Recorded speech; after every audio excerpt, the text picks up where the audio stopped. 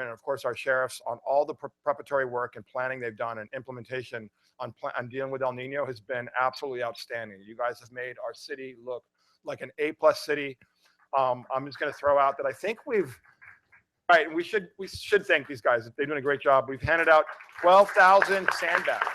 So I know the chief is going to talk about that. But anyways, fantastic job. And let's be clear: our lifeguards now are first responders for the Tijuana River water rescue, and the pollution levels are so high they're actually off the charts. They don't actually deal. They're like in the millions, and they should be in the 400. So it's something that's concern to us, and something I discussed with officials from Mexico as an added impetus. We can't have our officials getting sick trying to save lives in the Tijuana River. So anyway, with that, oh yes.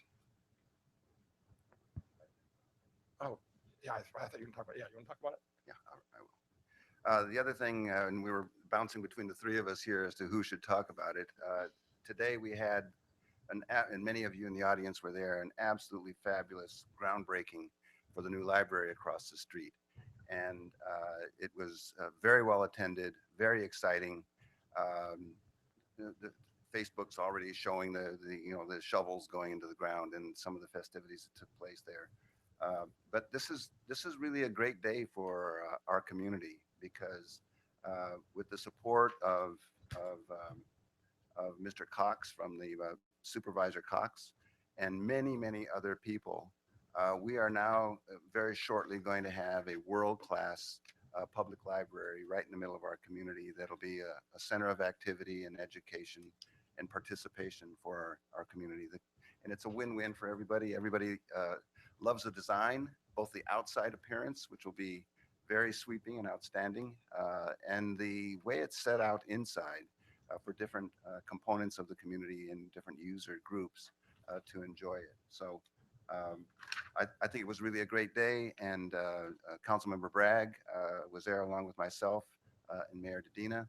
And I'll have to say Mayor Dedina did an outstanding job of speaking about the importance of a library from the podium there to this community. And so that was a great job and a great event today. Thank you very much. It was great. It was nice to have everybody there. And I did emphasize that our council is 1,000,000% behind our new library. So, and we all understand how important reading in our library is. So it's great. Thank you. And I saw our favorite trustee, Chris Brown, there as well. So that was very nice. And our awesome Port Commissioner, Dan Malcolm. So anyway, and now we have communications from city staff. And we know that Sheriff's Captain Dave Brown has an announcement. And I know we have some distinguished members of our Sheriff's Department. And I just, I had a chance to talk with Sheriff Bill Gore a couple times, actually, over the weekend on Friday. At the State of the City by Kevin Faulkner, and let him know what a great job our sheriffs are doing. And I saw him at the parade, and just asked, and I told him why this intelligence-based policing is great, and more importantly, how we have such a great and dropping crime rate. So anyway. And on that note, all three of us were actually in the parade. Saw a few of you. But real quick, Captain Dave Brown, for the past year, to Mayor, the council, and all the city staff, and many of the community members that I got to know over the last year. Last year, I've been the station commander next door at the Imperial Beach Sheriff Station. It was an honor. It was a highlight of my career. We had some great accomplishments. I think, and you said there were people from Sandag here. Sandag's crime stats came out twice during the year, and we've moved Imperial Beach to the safest beach, the lowest crime rate in the county of any beach. And currently the safest city west of I-15, only Poway of the 18 cities had a lower crime rate, and they were rising and we were still falling. So everything was on path. Everything was going great. The city, the way the council makes decisions about development and this and that, always keeping crime in the front of their mind, keeping public safety first. It made it fun to be on a winning team. I got through a full year. I didn't have to no internal affairs investigations with any of my people. No one got in trouble. We were only on the newspaper for doing things like giving crime family victims a nice Christmas or doing things like that. It was nothing but a joy fest. And for police in today's day and age, that is the absolute opposite of the norm. So it was very nice to watch the headlines say this and my world say this. I came to love the community. I didn't know much about Imperial Beach till I got here. I spent the previous 24 years in the North County. So coming here was a great year for me, and the best weather in a vest I've ever spent. It was a great time. So a heartfelt thank you. I'd like to introduce, though, my replacements. So a little bit of how the Sheriff's Department is organized. The station commander here is effectively the chief of police, but he does report to the captain at the Rancho San Diego station. And the Rancho San Diego station captain is the person I'd like to introduce first. Just newly appointed to captain. Marco and I made lieutenant together, and 2 weeks ago we made captain together. He is now, and many of you know Marco Garmo. He was the station commander here at Imperial Beach before, 2 people before I was.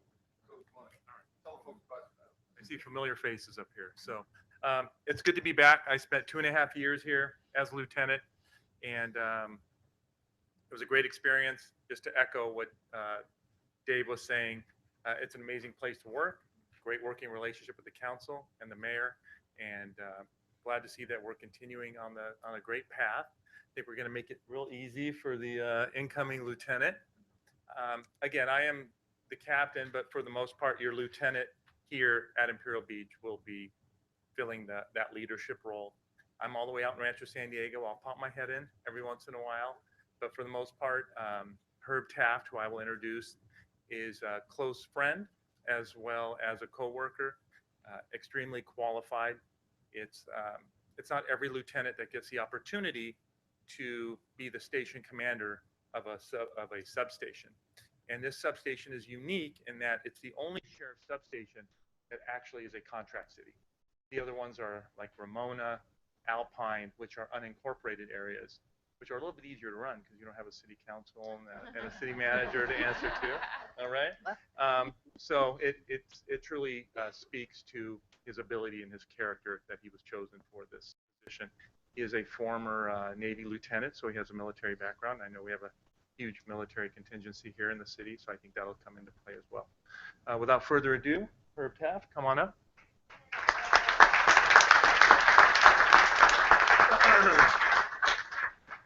Well, I don't know. It's kind of an honor being selected both by my department and then interviewing for the city.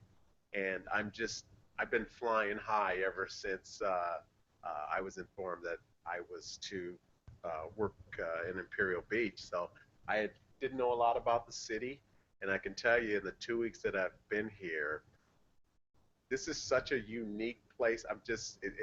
It's so different than all the other places I've worked in the sheriff's department. And I think it really is that hidden gem that only the people who work here really understand that. And I think I've learned to understand that over the past 2 weeks. So I'm just, I'm just really happy to be here. And the other good thing is that I am a former Navy officer, and so there's a lot of military here, so I feel comfortable on that side of it, as well as just being a part of the community and serving the community. So I'm really happy to be here. Okay. Thank you so much. We're glad to have you as well.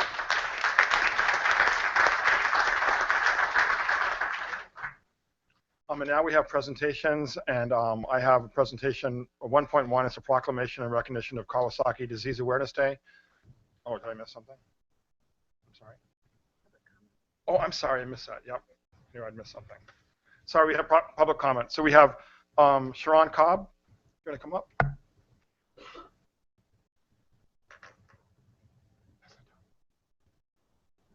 Sharon Cobb, 1116 Elder Avenue, Imperial Beach. Good evening, Mayor, Council, staff, everybody here.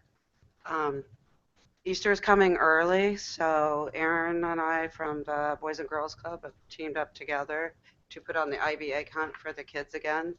So it will be on March 26th. The event time will be 10 o'clock to 10:01.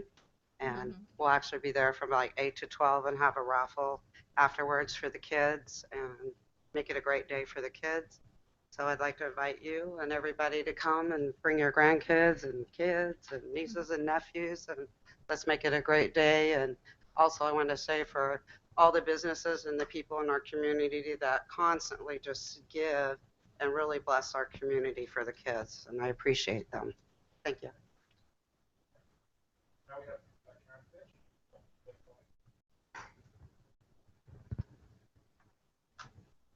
Karen Fitch, 474 Citrus Avenue, Imperial Beach.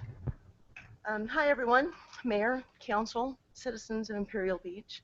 Thank you very much for having me this evening and allowing me to speak about something bigger than we are. My name is Karen. Like I've already said, I'm the event lead for Imperial Beach Relay for Life. We are a grassroots fundraising event for the American Cancer Society. You should all have a flyer by now, and if you don't, please see Josie, or I also have some. Relay for Life of Imperial Beach 2016 is set this year for July the 30th at Mar Vista High School, the football field. I'd like to take just a second and thank Mar Vista for allowing us to use our football field year after year, free of charge, as well as St. James Lutheran Church. They allow us to have our meetings there and our fundraising efforts also free of charge. Communities such as IB are difficult to find. IB people and businesses realize the importance. I am proud to say that our community and the city has embraced Relay since 2006. Last year, our Relay raised a total of $26,000. Our goal this year is at least 30. The American Cancer Society offers research 24/7 support for those who have heard the words "you have cancer." They provide a Look Good, Feel Better program. They organize volunteers to drive cancer patients to and from their appointments. Those living with cancer from day one are survivors and give us all hope. Hope that it is possible to survive. The probability of survival has increased much in the past decade. Research continues, and there is real hope of a day when cancer survivors will survive. Until then, we must continue our efforts to raise awareness and funds to reach our final destination, a world without cancer. For those of you who may not be familiar, Relay for Life is a 24-hour event. It is not a run. However, teammates alternate so that one person from each team walks the track for 24 hours. Cancer never sleeps, so neither do we. So what can you do? Join us at our Relay for Life kickoff rally on Saturday, January the 30th from 11 to 1 at St. James at the corner of IB Boulevard and 9th Street. Find out about becoming an honored survivor. Find out about becoming a local business that stands to make a difference, and become a sponsor or provide donations to enhance our fundraising efforts. Find out about forming a team or joining an existing team. Find out about camping under the stars with us, walking with us, having lots of silly fun, and enjoying local food and entertainment with us. This year, you will find a family-friendly atmosphere with something for everyone. Together, a cure is possible. We can do this. To learn more, please contact me, your event lead, Karen Fitch. Thank you for your time and for listening with your heart. Thank you so much for all that you do. Okay. There are no more speaker slips? Okay, great. And now we move on to presentations. And again, we have a proclamation in recognition of Kawasaki Disease Awareness Day, which is on January 26, 2016. I want to thank Monique Dorado, who's here, for bringing this to our attention. And I'll present this to you after I read it. So Kawasaki Disease Awareness Day is January 26, 2016. And KD is a serious Kawasaki disease, also known as KD, is a serious illness characterized by inflammation of blood vessels throughout the body, primarily affecting young children, and can lead to permanent heart disease and can cause devastating consequences, including lifelong aneurysms, stent placement, heart transplants, skin disorders, and childhood anxiety. And KD is the #1 cause of permanent heart disease in children, is diagnosed in approximately 4,000 to 5,000 U.S. children annually under the age of 8 across racial, ethnic, and socioeconomic lines. And scientific studies indicate that genetic inheritance is an important risk factor. And underprivileged and minority communities are particularly devastated by the high cost of known treatment. And the American Heart Association, the World Heart Federation, and the National Institute of Health recognize the need for proper and timely diagnosis, education, and treatment of KD. Whereas studies by the Kawasaki Disease Research Center and others consistently reveal that through proper and comprehensive diagnosis and treatment, the symptoms and effects of KD can be substantially decreased and quality of life for the individual can be improved. So I resolved that as Serge Dedina, Mayor of the City of Imperial Beach, together with the City Council, designate January 26, 2016 as Kawasaki Disease Awareness Day. And I want to thank again Monique for bringing this to my attention. We talked about this like less than a year ago, and I remember you said you would bring it up again, so you did, and thanks for reminding me, and I appreciate you raising awareness about this important childhood disease.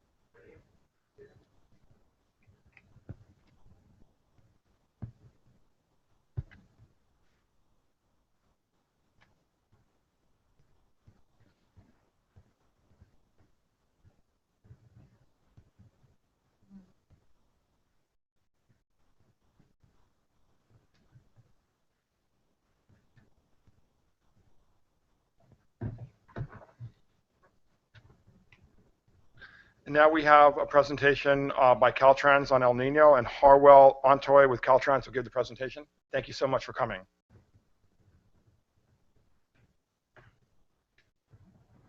Good evening. Thank you for this opportunity to share some information about Caltrans' efforts for El Nino preparedness. And I have a short presentation here.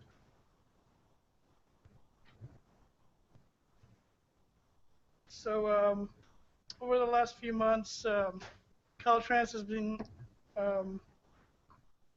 doing outreach efforts and preparing for forecasted El Nino events in the area.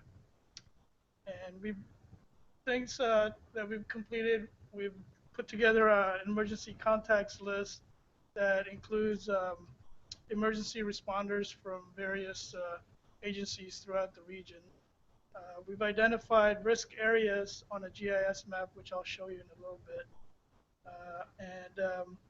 We've put together a damage assessment team composed of multiple functional units that are ready to go out and review areas that are affected by major storm events.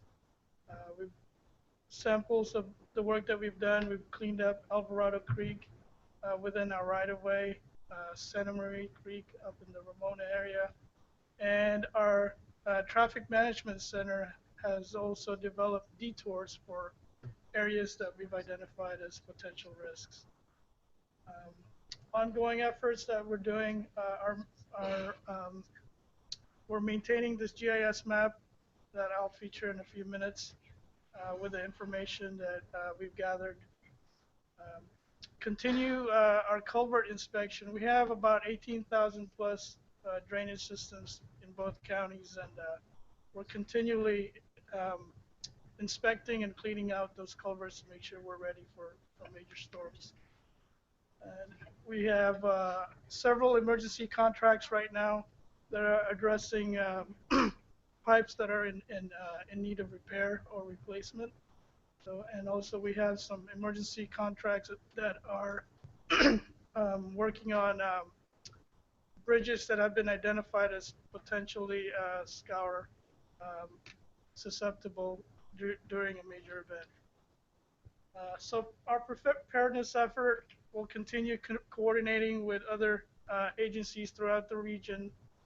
We'll maintain our emergency contact. I think for the city, we have Hank on our list as a point of contact for emergencies. And we'll continue to share information during a storm event specific to an area that's impacted. Here's some photos of Alvarado Creek near the I-8 during the storm in July. You can see that the street was flooded. And after that event, we put out an emergency contract that cleaned out this flood control channel.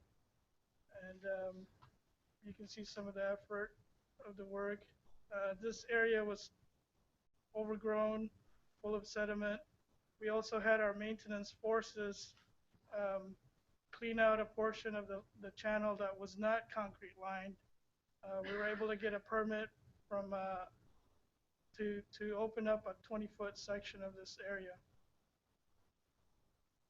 And during the last storm in the beginning of the month, you can see that the channel was flowing pretty full, but the street was pretty dry there during that storm event, and the channel's running full right there. So that effort alone just prevented us from having a closure on the freeway as well as the adjacent street. So that effort really paid off.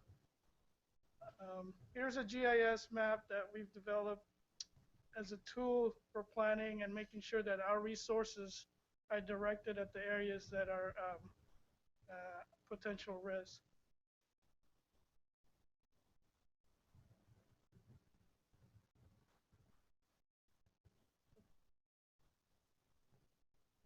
I need to play this video.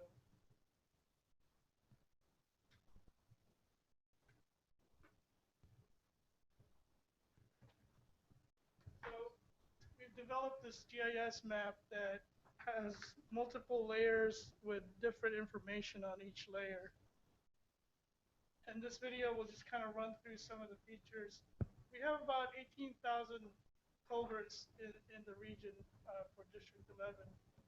And we've got them mapped out via GIS. This will zoom into this area. Looks like it's there. So within the city limits of Imperial Beach, there are 4 drainage systems along Palm Avenue, Route 75.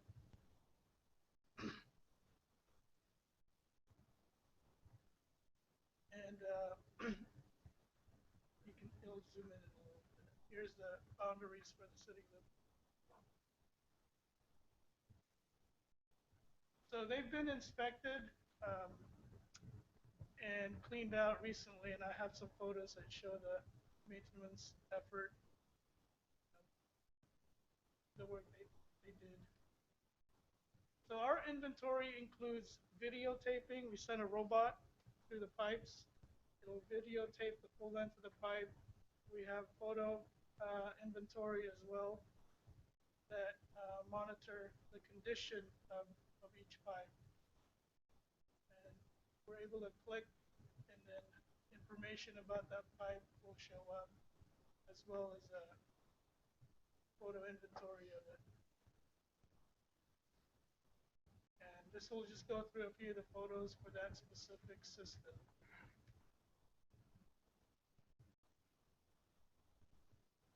You can see that pipe is pretty clean inside.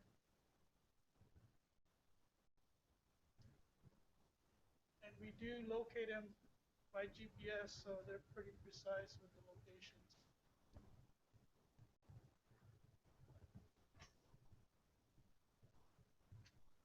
What's the next one? There's the next slide. There's another review. So within the region, we've identified potential risk areas that have had a history of flooding or mudslides, and we've mapped them out. Go ahead and play the video, please. So you see those colored dots that are lighting up? Those are areas that have been, we call them our hot spots. So we monitor them closely during a storm event. We've also identified some areas that are potential for scouring during major flooding. So those are the purple ones that just lit up. And then it'll zoom into this area.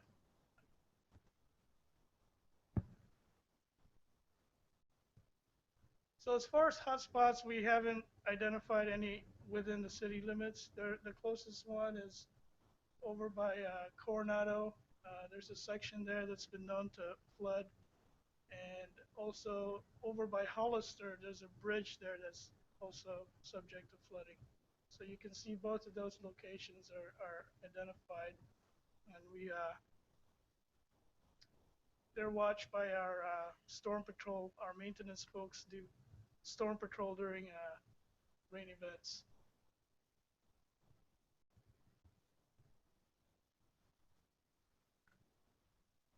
So each location has information related to it. If it has a historical issue with flooding or mudslides, it'll be identified.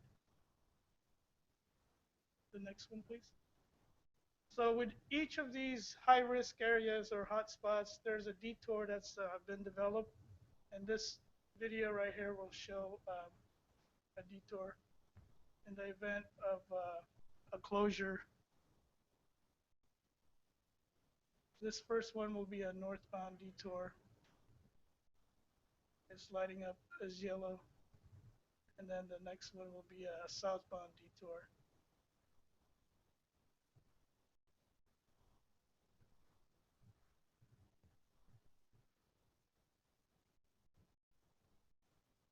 Okay, next one. So what we've done recently for this area, our maintenance folks were out here last week and this week.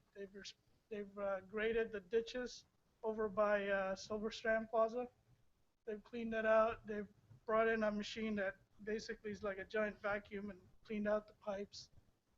They've trimmed oleanders, removed weeds over by the trailer park, and they've replanted some ice plants along near Rainbow. Here's some photos of the work that took place. This is over by the Silver Strand Plaza. That's the big vacuum that they used to clean out the pipes.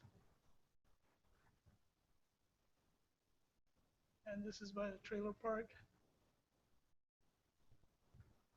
And that's it for my presentation. If you have any questions, I'll be happy to answer it. Thank you very much. Do council have any questions?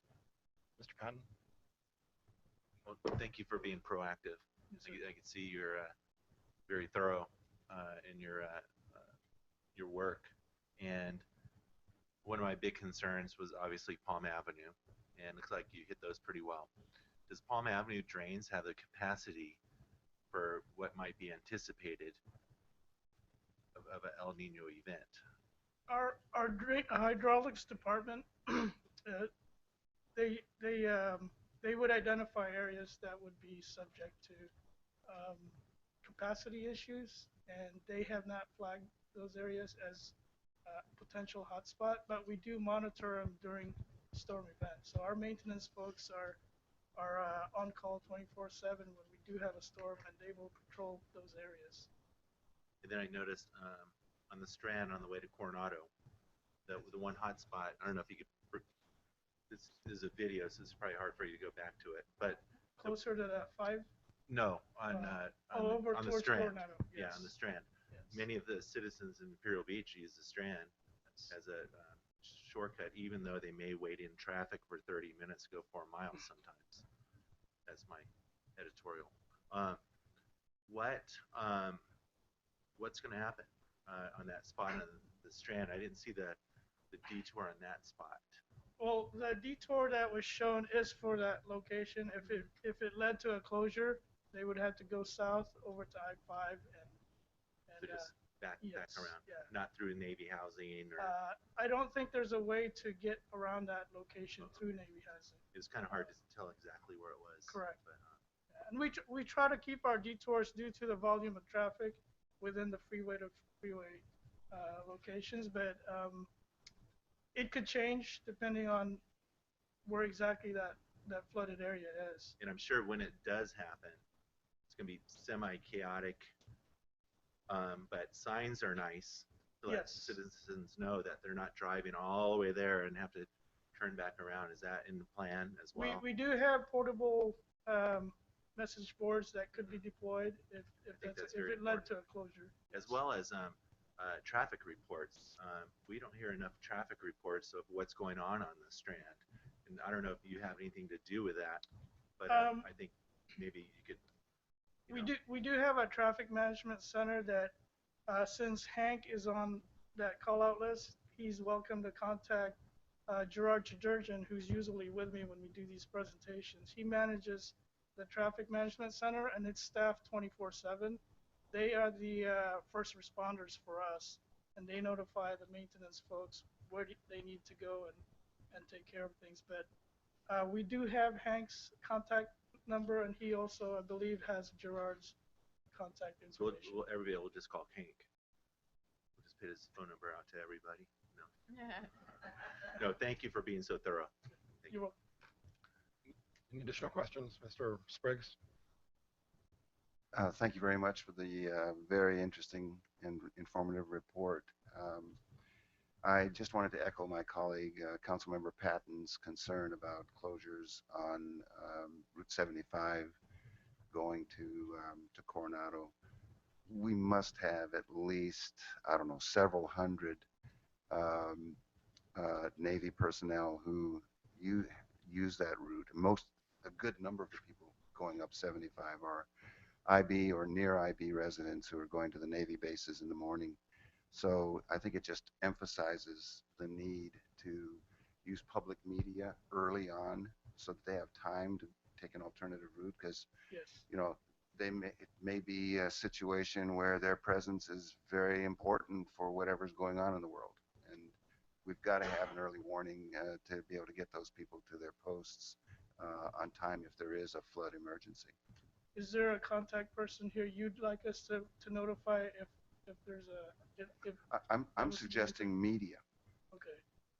I think the We do idea have of a getting it on the early morning news, if it's at 6 o'clock, and so that people have an opportunity, and the radio stations, the key radio stations that people listen to, to warn them.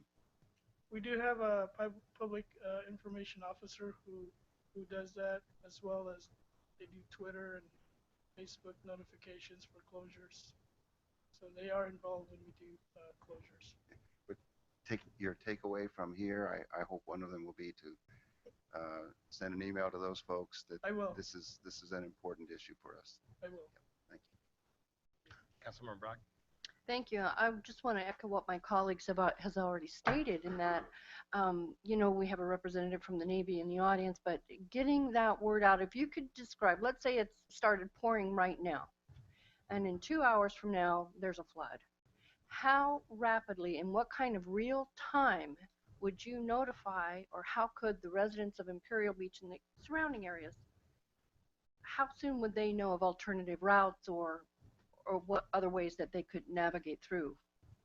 So if you could briefly explain, you said you have a public information officer, so they're well schooled in social media, and describe to me how quickly that happens. Okay, during an incident, usually it's a 911 call, or it goes to our traffic management center, who would deploy maintenance forces that are local here. They would go out, assess the situation. If there is a need to do a closure, they notify all the folks that are part of the first responder team to get the word out that there will be a closure at this location. Post whatever signs they need for a detour that's required, and I believe part of that notification process involves the PIO person. Okay, from Caltrans. Within Caltrans. And then they would contact media. Okay. With that information. Okay. But again, that's in real time. Yes, this is happening, as fast as these waters are flowing, our information going out is that rapid as well. That's the goal of the team. Okay. Perfect. Sometimes it happens when it's in the middle of the night. So of course. Yes, but that's the core. That's the goal of the team, is to get the information out as soon as possible and make sure that the traveling public are safe for that area. All right. Thank you. Thank you. Thank you very much. Appreciate your good work. And now we have an El Nino update with Fire Chief Captain John French, Fire Chief John French. Mayor, City Council, I'm here tonight to give you a brief update on over the last month, a few of the storms we've had and what we've done and what the citizens have done to prepare. Right now, I feel we're like one of the top leaders here in being prepared, and it's really helped the citizens and really helped, us be prepared. During a couple weeks ago, during some of the storms we had, some good rains and winds and things like that, but we had no reported damage to any structures. We lost a few trees, one in the park and one on one of the center divides, but no significant damage or no reported damage to any structures. And I just wanted to thank our city staff, Public Works, the lifeguards, the fire department, and, the city council and for getting the word out there. The citizens are really prepared. Um, During the last, few months, we've given out thousands of sandbags. We're having trouble keeping sand back there. But, we've had loads, 1 week we were putting a load there every day. 500 to 1,000 sandbags a day. So I feel this is really helping, with, the preparation. We've had some flooding on South Sea Coast, but it's pretty typical for our storms. We just haven't had that perfect storm, which we don't want with, the high tides and the high surf with the winds. They've all kind of been on their different cycles, which has really helped out. But we're there, we're watching, we're being proactive about it. And just give another shout out for Hank's staff there. When the street ends do flood over, his staff there right after it, cleaning up the sand and doing a great job to, return the beach to its, great status. So if you have any questions. Sure. Councilmember Spriggs. I just wanted to echo what you've said. I think our public safety people and public works have done an outstanding job. The workshop, I think, that was extremely well attended. I guess it was November. I think helped prepare the community for what we're dealing with now. It's not over yet either. I was surprised, I guess 2 weeks ago, Channel 10 wanted to ask me about what was going on with flooding, and this is one of those high tide days and very cold and windy. And so I bundled up and went downstairs, and they actually had a film crew there. And luckily I had spoken with City Manager Andy Hall and knew about all the efforts that had been taking place. So I was able to say, what a job you all have done in public safety and public works, and to prepare the community for these incidents. And I don't know if anybody saw that because it was 5 o'clock news apparently, and I didn't even have time to set my recorder or anything. So I think it turned out okay. But it was really great to be able to report that all the good things that have been done to prepare the community, the distribution of sandbags, the fire department going around, all the things that have helped people, be ready for this. And I'm hopeful, like you, that we don't have the perfect storm, but we do have some more possibilities coming up for that. And we have to stay diligent and keep people alert to be ready for the worst case scenario. Thanks. Councilmember Bragg. Captain, I just want to thank you and your department, your efforts that you, for months now, have portrayed. We are a model city in being prepared for this. Mr. Levine, your department as well has worked long and hard. My next comes, I really want to direct to the audience and to the community, because this year, the community has really embraced the fact that we have to protect ourselves.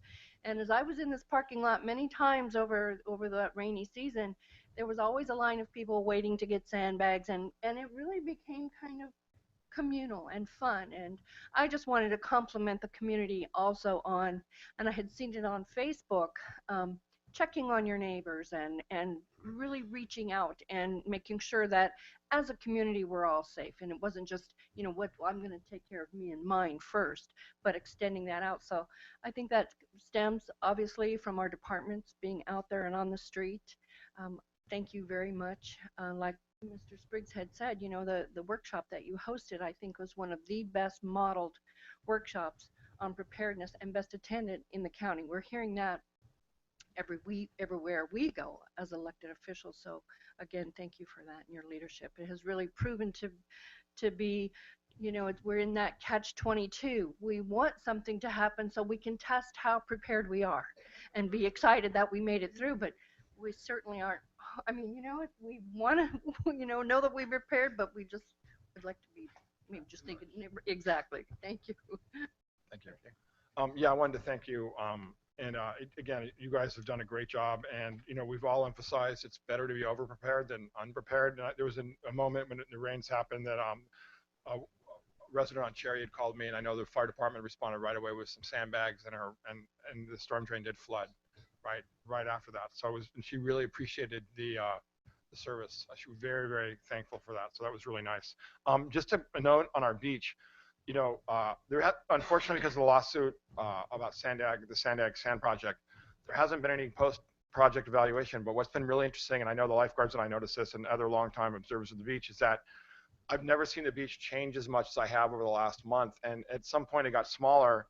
And then even with the giant surf that we've had over the last week, the beach has actually gotten bigger, which I've never seen in my 40 years of observing the beach. I've never seen a beach grow in the winter. It's actually unheard of. So it's been very interesting to see the dynamism in our coastal zone, and more importantly, to see that at the end of the day, I would argue that project did have a significant impact on protecting our beach. But I think we have king tides this week, and probably I think it's 6 to 8 foot surf forecast for the rest of the week. But yeah, this is far from over. It was interesting. The forecasters nailed it on the head. Said first week of January. Those storms came the first week of January, and they're talking about February. So anyway, got a long way to go, but I'm really thankful for our public safety staff, and more importantly, our public works department, all our city staff working with the community and our council to make this happen. So thank you. And now we have item 1.4, implementing San Diego Forward, the regional plan, and considering a ballot measure for a future funding source with Phil Traum of Sandag Planner. Thank you for being here. Yeah, thank you. The presentation comes up here.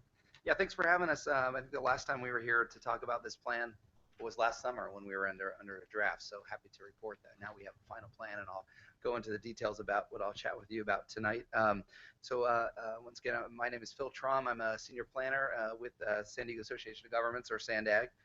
One of our major charges at Sandag is to prepare the big picture vision for our future, and that is known as San Diego Forward, the regional plan. So let's see. There we go. Okay. So this plan was unanimously supported by our board of directors and approved this past October 2015. It includes $204 billion in transportation investments, which is quite significant for the region, creating more transportation choices, fueling the economy and protecting the environment, and providing projects and programs throughout the entire region. But one of those keys to these successes, and it's kind of what I'll chat with you about tonight, is the Transnet half-cent sales tax that helps support these projects that have been developed over the last couple decades. And that helps support this plan as well. The plan also depends on a new source of funding, finding a new source of funding. So Sandag leadership is currently exploring options for a new potential funding source. So I'll give you a little bit of background on the plan, as well as the steps toward looking into such a measure tonight. Really all of this is about implementing the vision of San Diego Forward, the regional plan, and that's on this slide, which is to provide innovative mobility choices and planning to support a sustainable and healthy region, vibrant economy, and an outstanding quality of life for all. This vision is supported by the three mutually interdependent goals, which is innovative mobility and planning, healthy environment and communities, and vibrant economy. And really, this plan is about connecting our communities with better mobility choices for everyone. And it's about providing more opportunities to live closer to where we work while supporting the economy in the process. We are a growing region cumulatively. In the next 35 years, it's projected that we'll add about another 1 million new folks in the region, about 460,000 new jobs, which is quite significant, and over 325,000 new homes. So we're growing, but we're growing in different ways than we previously anticipated. We're growing up, I guess you could say, and not out, with most of the growth occurring within our existing communities. Our future used to look like the map that's shown there on the left, where you could see for plans of the late 90s, looked out to the future and called for development patterns to spread out to the east. Now our future looks more like this map on the right, going out to 2050 with people and housing in vibrant and active community centers. And this is the result of our cities focusing on more compact development, flip side of the development, when you looking in that way of as all the cities have sort of evolved to, is that more open space is preserved throughout the region, with roughly 55% of the region preserved as permanent open space by 2050, which is really interesting thinking of how much land that is. And that's an area about the size of the state of Delaware, which is quite interesting, I find. In terms of transportation investments that are included in this plan, San Diego Forward commits 50% of that investment to transit, to public transit over the next 35 years. So that's about $101 billion through 2050. It includes adding 5 new trolley lines, 32 new rapid lines, and significant increases in transit frequencies. And there's a significant amount of investment in South County. And these investments, what they result in is a lot more folks riding transit. Our projections are that they will more than triple transit ridership in our region by 2050. Additionally, the future highway network will create a whole new set of attractive transportation choices for folks, particularly with regard to those using rapid transit services. Those transit services need the managed lanes to provide service that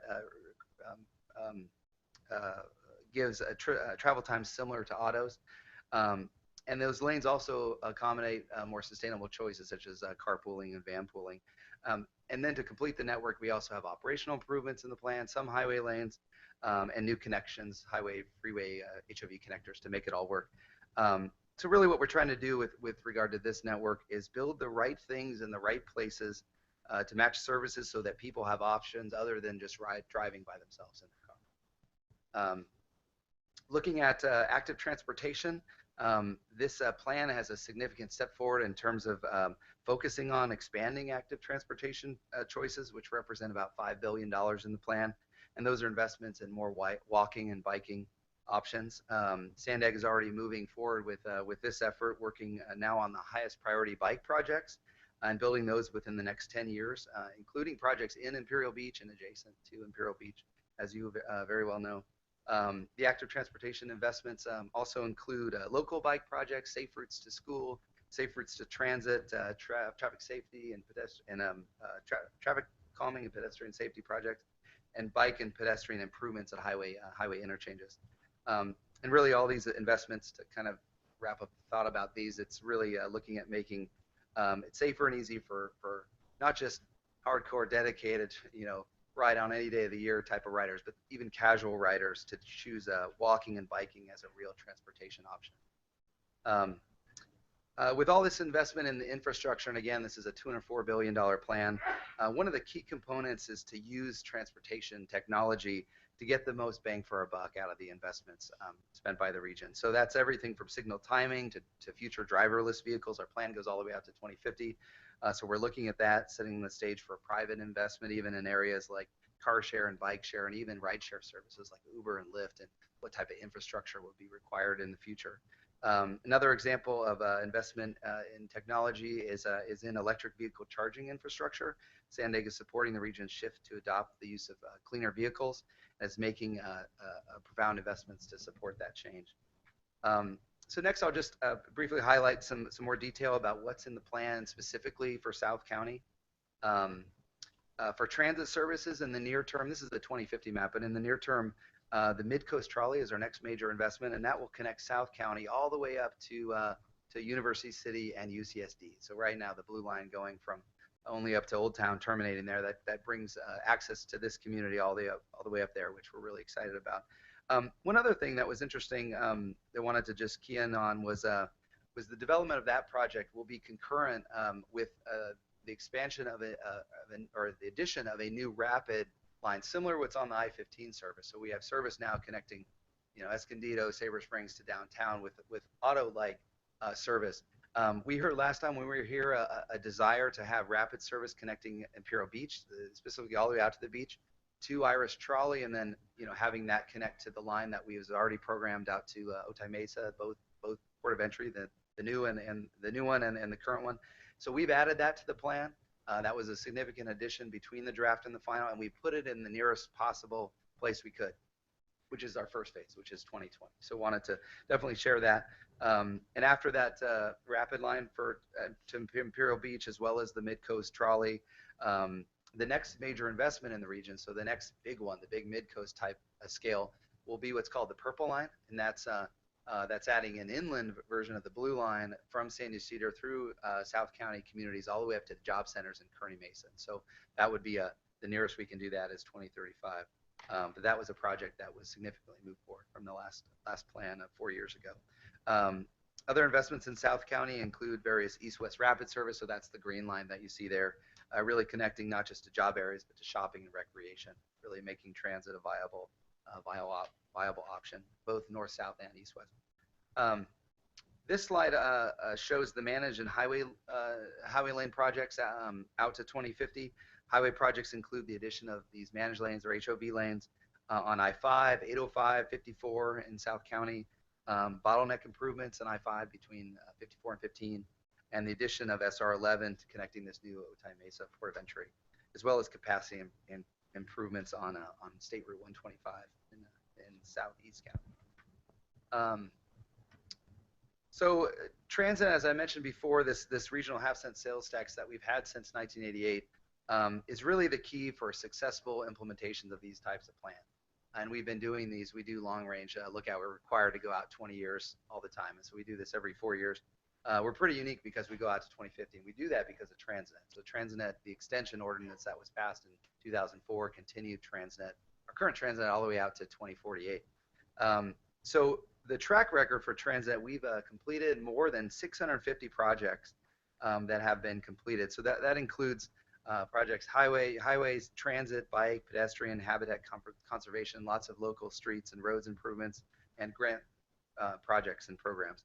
So that about 3.3 billion in Transnet funds that have been used have helped leverage and attract over $10 billion in state and federal investment from other sources. And so that's one of the interesting things about these types of measures.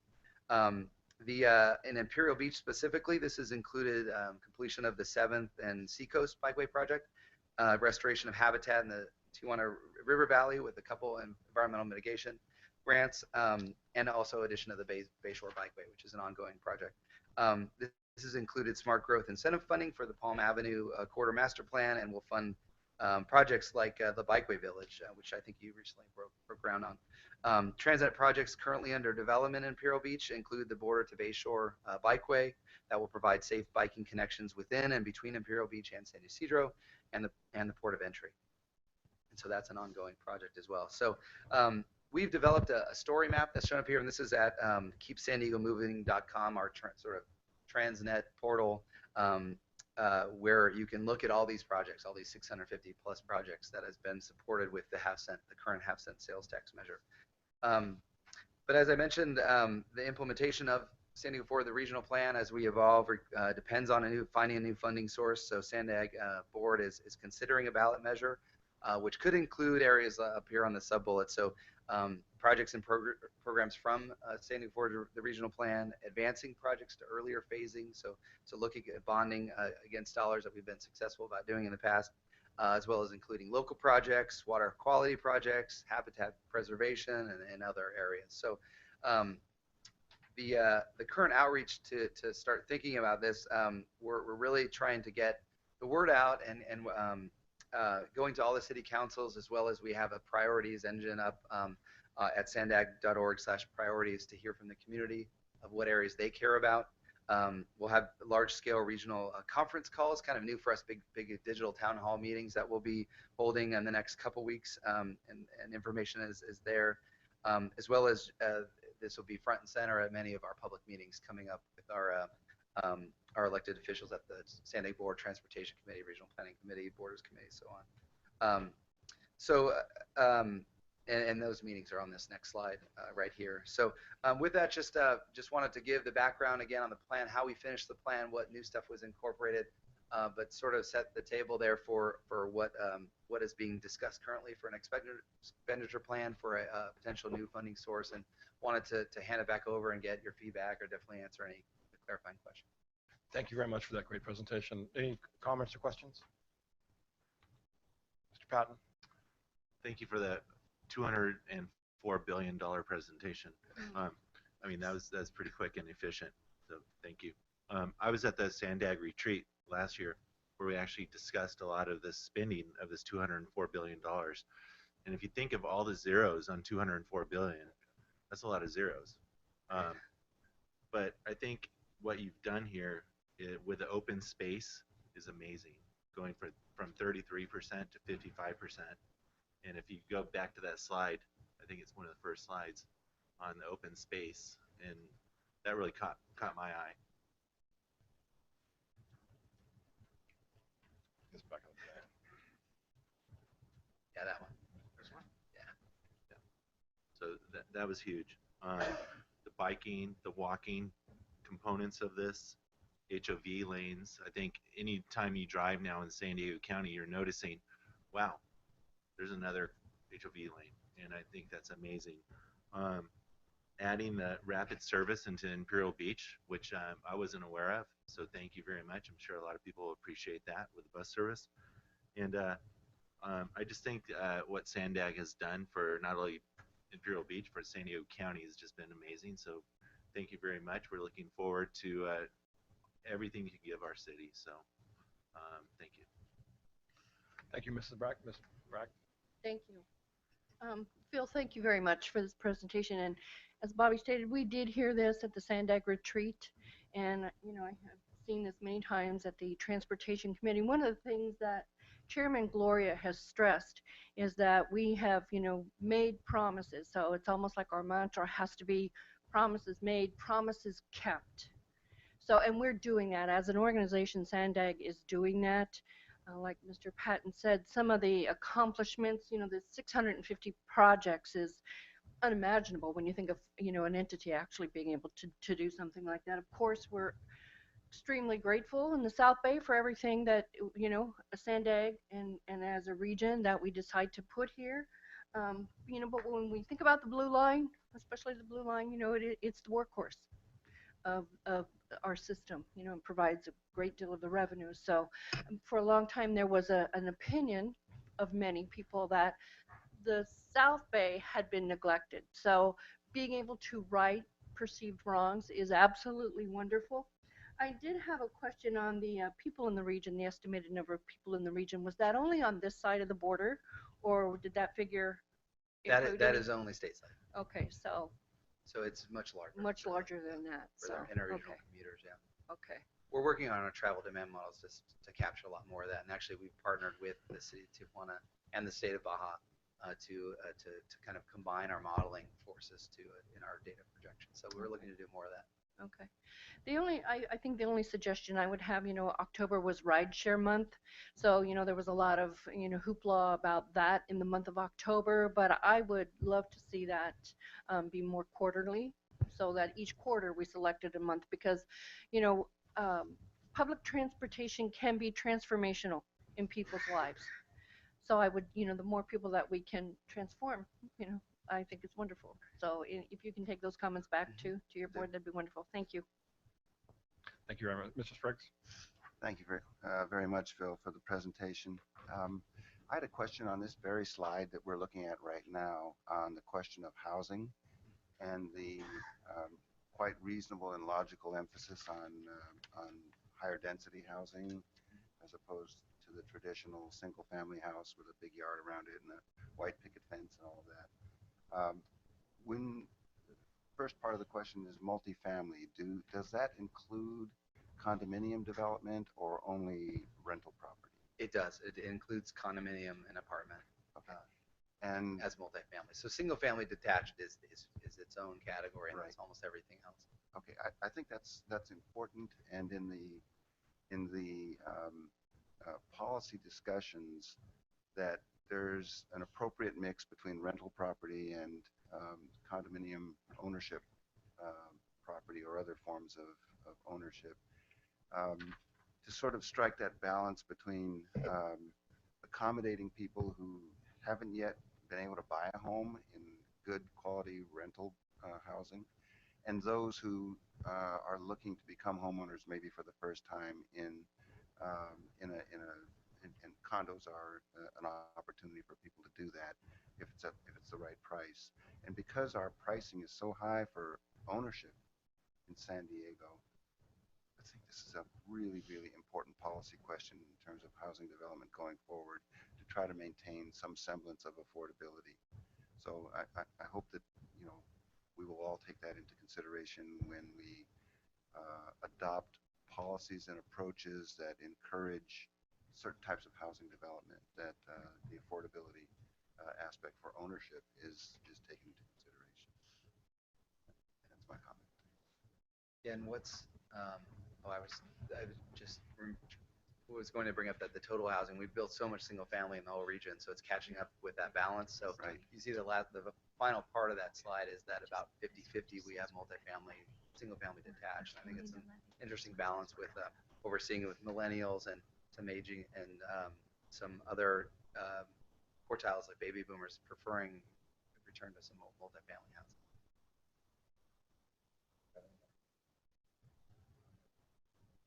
Great. Well, thank you very much. We appreciate the presentation and all the great work you're doing.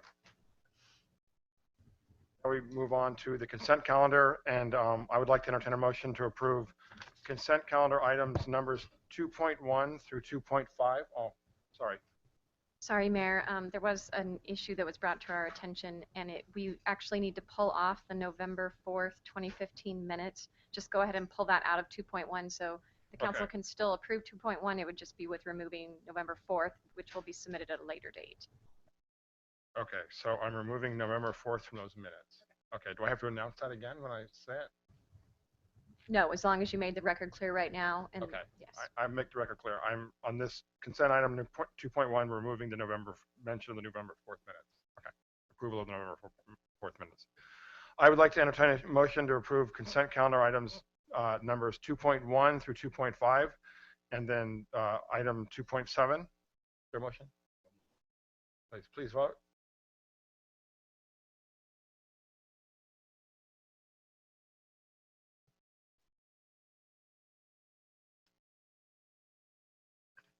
Motion carried unanimously by those present. Councilmember Bilbray is absent. And then I know there's folks in the public here. If you have any, there's a lot of items here. If you're here for any specific items on the agenda that you'd like to comment on or just make your opinion known, please make sure you fill out a comment card. You don't have to speak for that.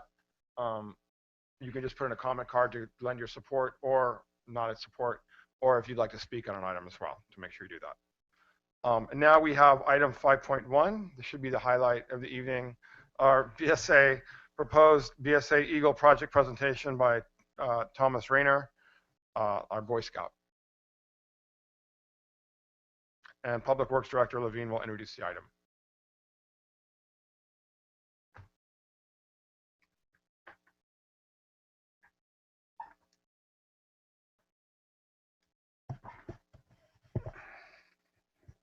Mayor, Council, I'd like to introduce to you tonight Thomas Rayner. He's a member of Troop 53 in North Park, San Diego. He's here to propose a project that would help him in seeking the rank of Eagle. I'd like just to, you saw on the staff report that's written that shows the area that we're looking at is at Bayside Elementary School. I won't take time to call it up. Just you've got it there. It's the Parkway area in front of the Bayside Elementary off of 10th Street. I could turn it over to Charles or to Thomas. Charles is his older brother who is also an Eagle. I'm sorry. Hi, I'm Thomas Rayner, and if you guys can bear with me for a bit here, I would love to tell you about my project I'm presenting. So there's a walkway right outside Bayside Elementary School, and it's just a dirt patch, and it doesn't look good. It's unsightly. People trip on it, and it creates pollution. So my goal is to take that dirt out and lay new bricks in that area. So this is a picture of the patch right here. It's 40 by 5 feet. So basically the process would be to lay a weed barrier down and pour sand on that weed barrier and create a level surface there, and then lay the bricks on top of that, and then use a plate compactor to drive sand in between the bricks to just anchor them in place, sort of. And so this is a probably the style of brick I would use, and that's right by Hank's office over there, right by Bayside Elementary School as well. And so that's sort of an idea of what the project would look like when complete. So the materials I would use and equipment, probably the two big ones would be the masonry saw and the plate compactor. So these are the costs right here. So once again, the saw would probably be like $70 to rent for the day, and the plate compactor around $80. So total of $275. And thank you for your time. May I have permission to pursue this project? Well, thank you, Mr. Rayner. First of all, excellent presentation. Before we start, do we have any speaker slips on this item, Deputy City Clerk Carvalho? No, Mayor. Okay. And do we have any comments or questions from our City Council? Mr. Patton. Volunteers doing this and getting to the rank of Eagle Scouts, so congratulations. Have you ever done anything like this before? Not particularly. Well, actually, I've helped out on projects like this before, so I've helped out with the bricklaying, but I've never really organized one by myself. So. But you have experience laying the bricks, which is and like key. Yeah. And you know, leveling the sand and whatnot. And I see you plan on one day. Yeah. Correct. And do you have a the saw for one day is $70. Now sometimes projects take a day and a half, right? So if it takes a day and a half, you rent the saw for a half day, the next day for 35, yes. and exactly right. That's okay with your budget to go back. Is there any way we could see maybe Mr. Levine could send back some photos of this complete? Yeah, we had one fellow. He did a time lapse photography of the whole project with some music. Wow. Showed it all. It was an IMAX in 3D. Just saying, you know, if you want to step it up a little. Consideration. But I think so far so good. Yeah. So I think you stick with your plan. Okay, cool. And ignore my thoughts. But your next project, think about that. All right. Okay, thank you. Thank you, Mr. Patton. Any other comments or questions? Thank you, Mr. Rayners. Excellent. And so, first of all, very, very to the point, succinct presentation. We like that. Yeah, getting right to the point. So, I would like to entertain a motion to authorize the city manager to sign the Eagle project plan for Mr. Rayner to continue the project development and construction as approved by City Council and City staff. Is there a motion? Please vote.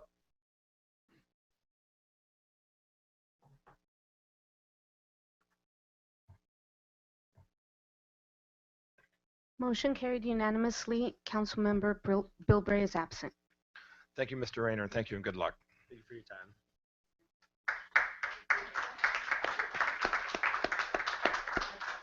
And now we have public hearing 4.1, and that's adoption of resolution number 2016-7658, approving the Imperial Beach Business Improvement District BID annual report for fiscal year 2014-2015, and authorizing the levying of the fiscal year 2015-2016 annual assessment for the BID pursuant to the Parking and Business Improvement Area Law of 1989. I declare the public hearing open. Assistant City Manager Dush will give the presentation. Thank you, Mayor and members of council. Again, this is an item that is coming before you for a public hearing for the adoption of the BID levying of the assessment.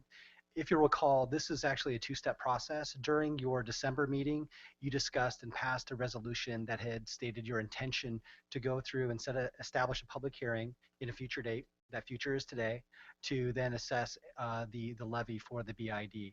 At the previous meeting, there was discussion about the budget. There was a resolution that was passed, and this resolution again would adopt the levying of the assessment. The item has been properly noticed, and the information relative to the budget discussed at the last meeting was in order. And with that, I'll conclude my presentation and open it up for any questions. Mr. Spriggs? So as I understand it, since we did have a discussion of this amongst the council at the last meeting, including having representation from the BID and the chamber present to answer questions, etc. Are do we really need to have another round of discussions on the city council and provide any guidance short of actually voting to approve it, or is this primary purpose here to take public comment since it is a public hearing on this item now? Again, I'll have our legal counsel direct me or correct me if I misspeak, but the state law does require a two-step process, and that does require the public hearing. You're absolutely right insofar as the first step that was discussed. You don't necessarily need to discuss all the items that you had previously discussed, but you do need to open it up for the public hearing, conclude the public hearing, and then vote on this resolution. Is that okay? I just want to make sure I haven't missed any speaker slips. I don't have any. Oh, I'm sorry. Thank you. Mr. Kravitz?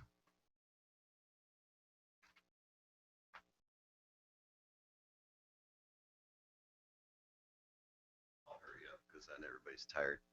My name's Ed Kravitz. I was the publisher of IB Local News, for those of you who don't know me. You probably haven't seen our papers since September, and I'm going to try and real briefly tell you why. And before you give any more money to the BID and the chamber, I hope you'll take what I'm going to say into consideration. This last May, I published 2 stories. One was about the Schomburgs and the Chamber of Commerce funds with the bank, which is still a pretty interesting story. A number of news media outlets have picked it up. And another story I wrote was regarding the May BID meeting that I attended. And the secretary told your chairperson at the time that there was not a quorum present and that they could not hold a meeting. And she said that Robert's Rules of Order didn't apply to her and they're not a real committee anyway. And she proceeded to have policy and spend BID money. When my story came out on Friday, May 29th, your chairperson of the BID started a campaign against my business. The BID charter says that they're in the business of promoting local businesses and activities in the district, which is something that our newspaper was also doing. Ms. Lipolsky removed newspapers and intimidated our customers, went to our advertisers and threatened them that if they didn't remove our papers and they continued to advertise in our newspaper, there was going to be trouble. If you don't believe me, I'll give you a list of names. I can tell you she got kicked out of Coronado Brewing for interrupting a business meeting and telling him, how dare you? This is not the position that the Chamber of Commerce or the BID should be taking. I'm out of business because I lost advertisers and I couldn't pay my printer. I've sent 2 letters of demand with a cease and desist letter to Ms. Lipolsky. I've copied the BID, the Chamber, and the city. And if Ms. Lipolsky doesn't respond to the demand by next Monday, I'm filing a lawsuit and I'm naming the city, the BID, and the Chamber as co-defendants. No personal offense to my friends in the Chamber, because I do have friends at the Chamber. But then there are other people at the Chamber. I joined the Chamber of Commerce a year ago. The Chamber of Commerce provided us with an opportunity to go to the Taste of IB and get exposure. I like that. But I've been to 2 official board meetings and been asked to leave both of them because they were talking about things that they didn't want me to hear. I'm a member. Now you have somebody on the executive committee that's trying to put a fellow business person out of business, and she succeeded. So anyway, I just wanted to make you aware, we're filing a lawsuit next Monday unless we are compensated for the damages that were done. And if this is what the BID does with the money that's been given to them, because I saw money spent without due process, and I'm not really sure the Chamber of Commerce has helped me a lot either. We've been covering them for 2 years, and they've only bought 2 ads in 2 whole years. I'm assuming, Mr. Kravitz, you're going to wrap it up? Yeah, I'll wrap it up. Thank you. I hope that you folks will exert some pressure on your former chair of the BID and tell her it's time for her to take responsibility for what she did and admit that what she did was not only wrong, but illegal. Thank you, Mr. Kravitz. Any other comments from our council? questions? Anything? Okay. I close the public hearing, and I would like to entertain a motion to adopt resolution number 2016-7658, approving the final report from the BID for fiscal year 2014-2015 and the budget and proposed activities for fiscal year 2015-2016, and levying the assessment for properties within the BID for fiscal year 2015-2016. Is there a motion? Please vote.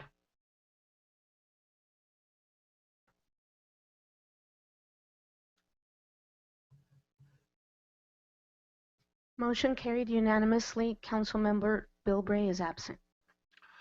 And now we move on to item 5.3, which we agreed to do before item 5.2, and that's a report on hydraulic sewer model update by consultant Mark Hill, Michael Baker International, and Public Works Director Levine will give a report on the item and then receive a presentation from consultant Mark Hill. Thank you. Mayor, Council, this is a follow-up to action you authorized us to take last fall to model and determine the carrying capacity of our sewer system, given some of the changes that have occurred and are predicted in terms of development, the loss of the Navy and some of the other things that have gone on. And Mark Hill has great experience with us. He did a model update in 2007 and 8 with us, and going to let Mark just proceed with his presentation and show you where he's at on this. Thanks, Hank. Mayor and Council, I appreciate the opportunity to come talk about our hydraulic model update. I think this is the wrong one. Sorry.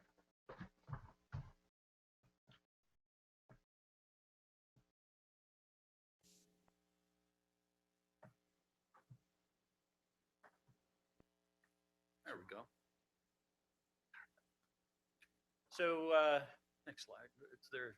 You have to put for there. It does. There we go. All right. So the initial model we put together in 2008 as part of the sewer system management plan, and this work is an update to that model. There were a couple of projects that were added to the system that have been constructed. That's the American Legion, and then the Seacoast Inn. Now it's the Pier South Resort, and those have been added to the hydraulic model. And then in addition to that, we were looking at what the impacts of additional known proposed projects would be. So we determined what the flows would be from those proposed projects and developed scenarios within the hydraulic model to determine what the impacts would be. So what you're looking at here are the additional flows. The three largest proposed projects. The Navy's coastal campus is the first on the list. Then the mixed-use hotel on Seacoast and the Henderson Hospitality Resort Hotel. And then the rest of the projects, individually, they have fairly minimal impact, but together they add 66,000 gallons a day.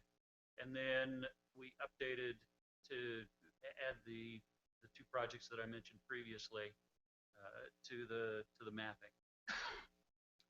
So all of these flows, we're looking at the peak wet weather flow. In other words, the highest amount of flow that will be in the system through the model to determine the capacity. And we used the design parameters where the depth to diameter ratio for regular collection, less than 18-inch pipe in diameter, where it's half full, so a depth to diameter ratio of 50%. And then for larger trunk sewers at 75%. So looking at that, in 2008, when we updated the model, there was 2.4 million gallons a day for the city. The additional projects boosted that up a little bit, that 1.94% in addition. The entirety of the proposed projects will increase that another 12.37%. So the results of all of that, currently you have 7 segments that are undersized, and that's not to say that they are overflowing, but they are beyond design parameters, and so there is little room for error. You are very blessed in that you have excellent sewer staff. CWEA's Collection Person of the Year, AJ Moeller, is one of the best around. And then, of course, you have Hank Levine. But the system as it stands has these pipelines that have very little room for error.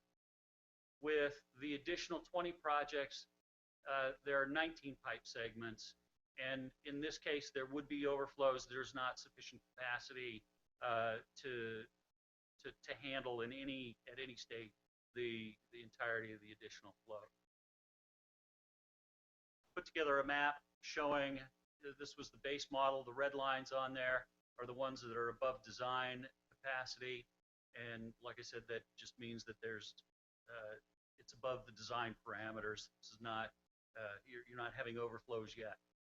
And then put together the map with the additional projects, and you can just see visually that there are additional problems that you're looking at. So in addition to just looking at the pipeline and pipeline capacity, we took a look at the pump stations. The additional flows are going to affect all of the city's pump stations, but particularly there are 4 of them that will be undersized. And so that's 1B and 3, 5, and 10. With that, I'm going to open for questions and talk to you a little bit about kind of what you should think about next. I want to thank you for that excellent and very, very concise presentation. Questions, comments from our council, Mr. Spriggs? I echo that. That was a great and very to the point presentation. My quick read of the report suggests to me that about 90% of the additional burden or flow is going to be as a result of the Navy campus project. That's correct. That is the biggest project there, and if I can go back to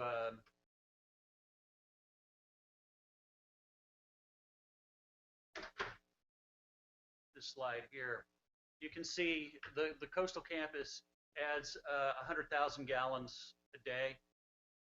The next biggest project adds roughly half of that. Right. So that's obviously the largest contributor, and dependent on the outcome of Coronado's lawsuit and other things, whether or not that flow comes to Imperial Beach, I understand is still kind of up in the air, but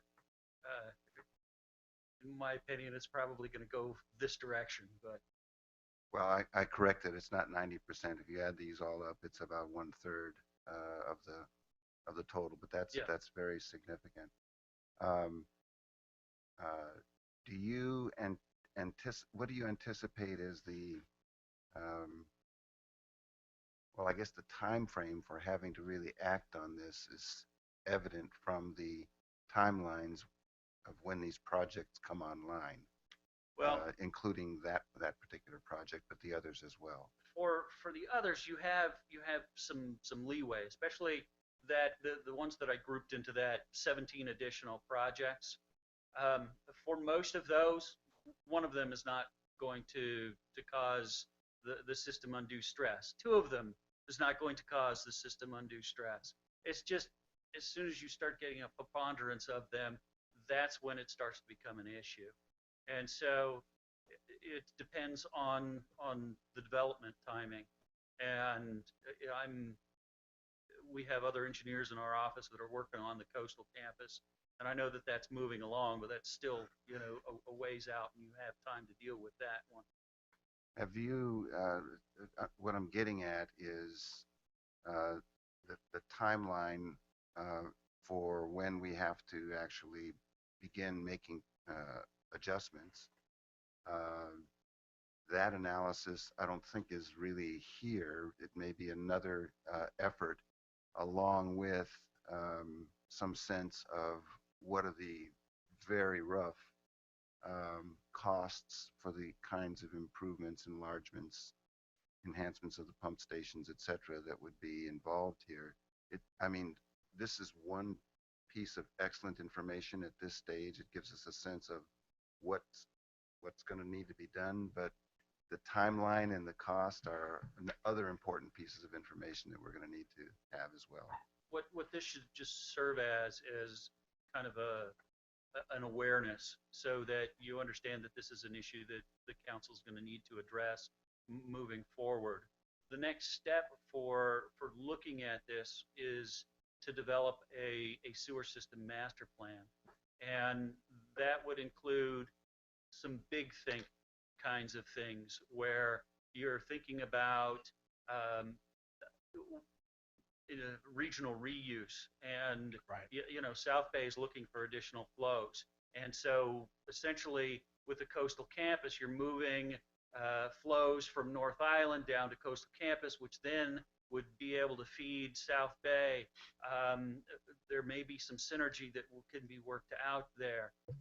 Looking at, okay, these are just known projects, but it doesn't include all potential redevelopment. That Sandag report was a great lead into this, because, and you don't have to go very far north to see how redevelopment and densification has really affected our coastal communities here. And so a master plan would be looking at how the changing zoning, how all of those things could potentially, not just for known projects, but looking into the future, to size sewer system, to look at potential alternate alignments, to look at facilities, and how, as wastewater becomes more of a commodity, how that can benefit the city.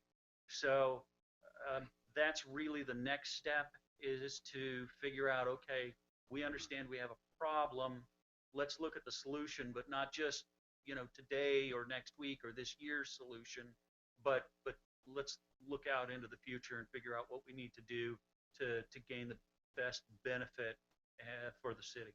Just one last question, just so that I understand part of what you're implying, which I think that was an excellent answer. I think looking at this in a broader context, our own master plan, but also what's going on in the region, what is going to happen as the South Bay region grows, as the San Diego's pure water program for reuse, recycled water takes shape, and how that's going to interface with the South Bay treatment plants, etc. Right now, our flows go to Point Loma. They go north.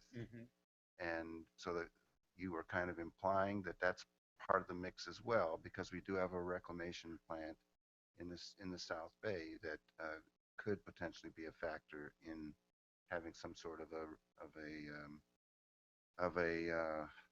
blue pipe or potable even reuse program, right? And which would return revenue to the suppliers of potentially to the suppliers of the water for that reuse purpose. Yes. So I did get it then. You got that. Okay. That is correct. Okay, Any other thanks a lot. additional questions or comments? No?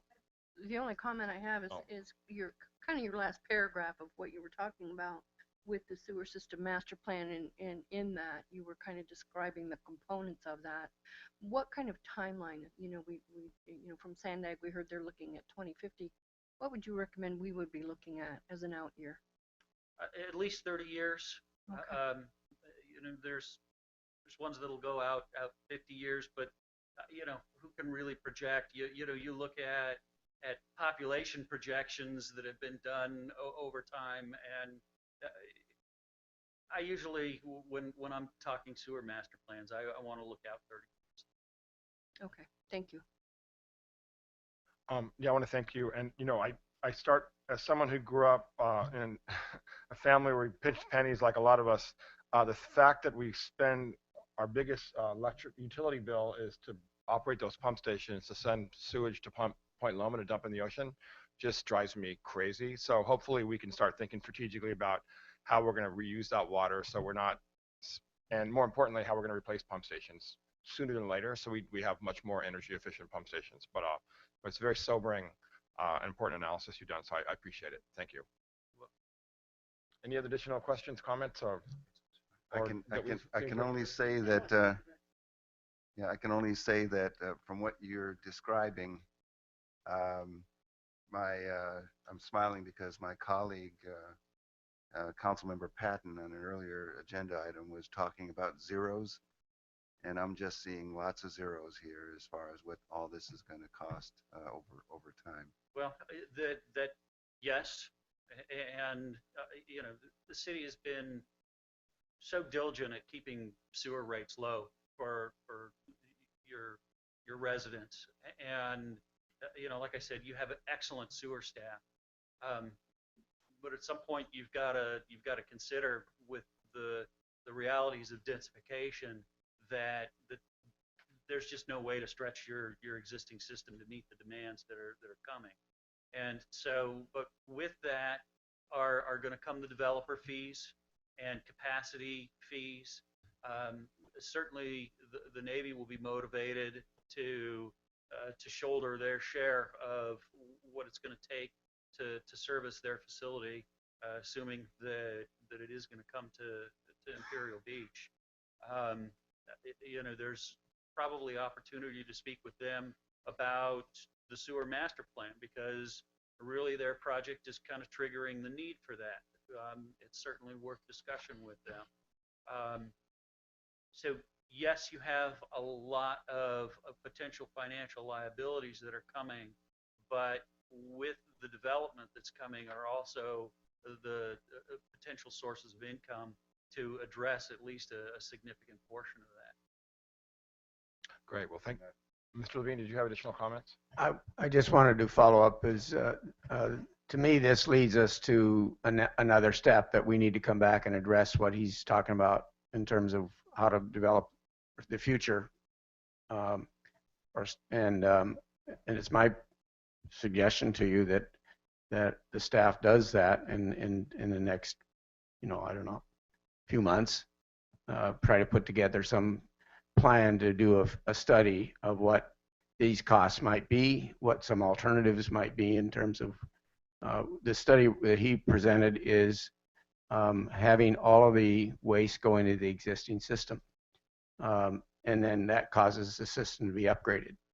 That may not be the most efficient or effective or least cost method. That I think the study ought to look at some other options, which I think he mentioned as well in his presentation to you.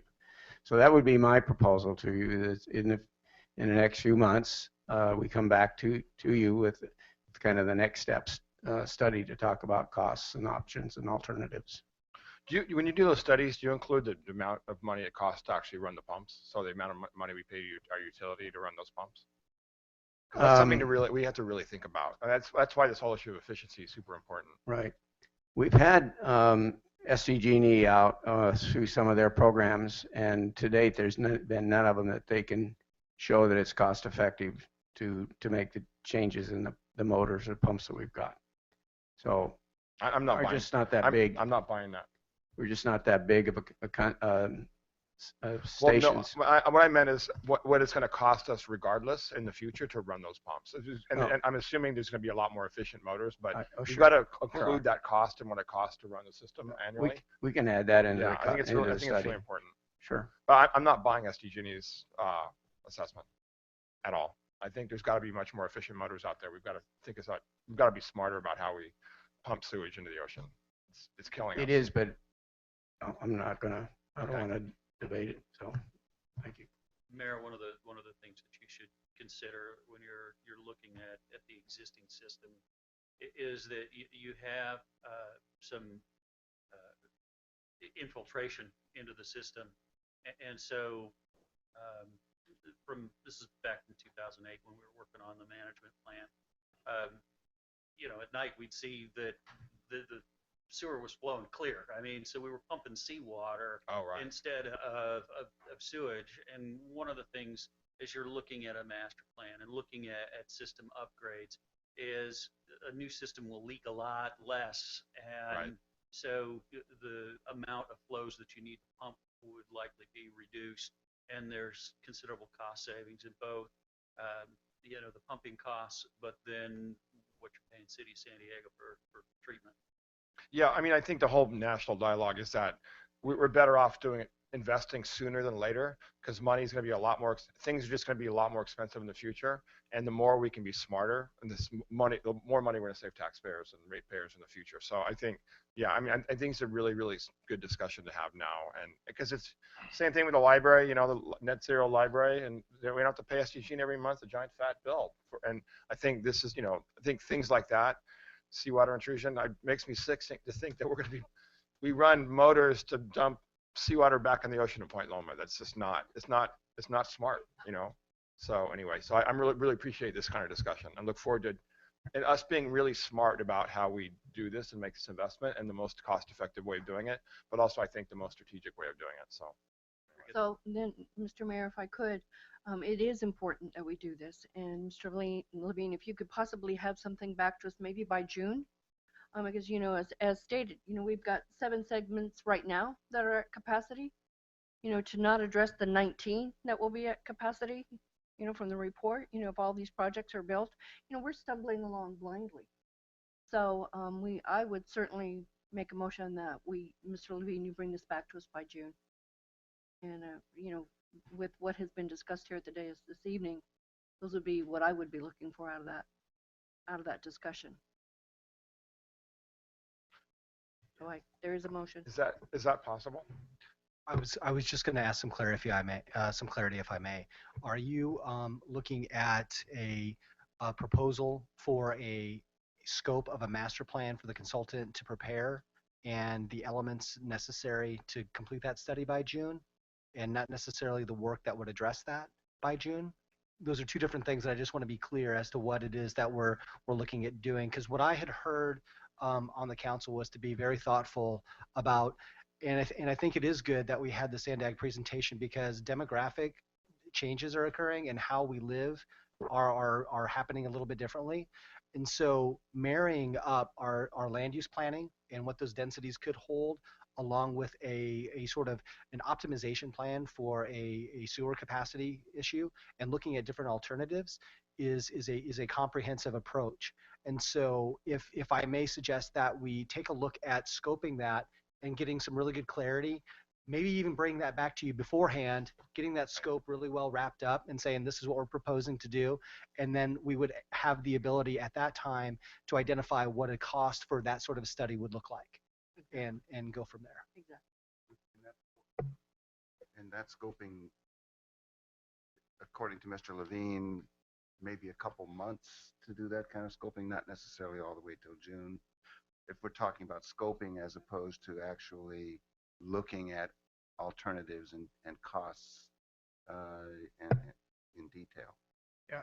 I'm not trying to press you. We're just trying to get a sense of the timeline that's workable for Public Works.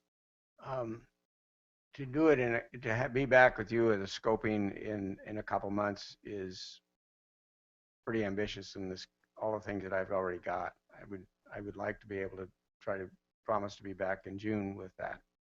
Because I'm going to have to work with consultants, because I'm not the engineering expert on this stuff, and need to work with the city staff, assistant city manager.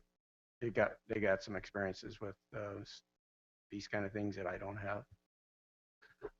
I think what we can do is we can certainly promise to make it a priority to scope it and bring it back to you with that sort of comprehensive approach. at our earliest convenience. The good news is that these projects, I think, as our consultant had indicated, don't happen right away. And even the large one, like the coastal campus, that's going to come in phases as well. So I think that I think this is a testament to the city council actually in authorizing the staff to do this initial study to identify what is it that we're dealing with. And then the next prudent step is, again, to scope it in a very comprehensive fashion, taking into account the land use patterns that we're starting to see, and then also at that same time preparing sort of an optimization study that augments the master planning, because there may be different ways that we can, hey, if we have to upgrade this line here because of the infiltration issues, maybe we upsize that and dump a problem area over into this pipe, and that relieves a pressure for one of our existing lift stations that doesn't have to be replaced. So there's lots of different variables, and that's why these guys do what they do to figure those things out. So if we can craft that, bring it back to you, identify the scope, and then understand what that's going to look like from a sort of contract in the future. And again, I think our commitment is to be thoughtful about that and bring it back as soon as we can. I will withdraw my motion, but I just wanted the formality of having a motion so that we did create this sense of urgency. And Yeah, I don't think we were. realized that I don't think we were entertaining a motion on this. I think it's just a discussion on. I wasn't done options. talking. Okay. Good. Yes, Okay. sir. Thank you very much. And now we're on 5.2, report on sewer service charge study update by consultant Karen Keys of the Keys Group LLC, and Public Works Director Levine will give a report on the item. Mayor, Council, this likewise is a follow-up to a study you authorized last fall. And it is a good follow-up to the presentation you just heard from Mark Hill regarding the revenue projections and expenditure projections and the associated fees that would be necessary to support that. And so this is Karen Keys here to do this. You've met her before, so I'll just turn it over to Karen. Thank you, Hank. Good evening, Mayor, City Council. I am sorry, first of all, that you didn't get the presentation with your original packet, but we waited till Thursday evening of last week to get the final numbers from the City of San Diego. And since they are the driving force really behind this study, we were, shall we say, holding our breath. And so I do apologize for that. You saw a lot of numbers in this presentation. I'm not really going to talk about them. They are a requirement of Prop 218 for going through a rate study, that you present the numbers and the users that you are incorporating in to set these rates. I'm going to talk more about the concepts today and ask for council direction in how we move forward on some of these items. So the first thing we want to talk about, we'll talk about the changes from the 2013 study. To remind you of that very briefly, we talked about that in September. Potential change in the fixed cost allocation that was requested by Mayor Pro Tem Spriggs at our September planning meeting, and then determination of the 2017 rate cases. We're calling this. I'm going to bring back the capacity fee discussion. You just heard about the potential growth that's going on, and get direction from council on where we go, if anywhere, with that. And then ask for your input and see how we move forward with this. So the first thing we want to talk about are the changes since the 2013 study. First of all, as you well know, everybody in the city has been very good at conserving water. Unfortunately, with sewer rates, as with water rates, you still have fixed costs. Technically, I was discussing with your very learned finance director the percentage he thought of the Imperial Beach budget that's fixed versus variable, in other words, varies. And he proposed, and I would have a tendency to agree with him, that probably about 90% of the budget is fixed. You have very little staff. You're not going to lay off staff if the water usage goes down. Your electricity is really closest to being variable, but as we all know, if we look at our bill, there's a big fixed cost component of the electricity rate. So I agree with him. At least 90% is fixed. So we're back with looking at another 5-year rate case based on that change.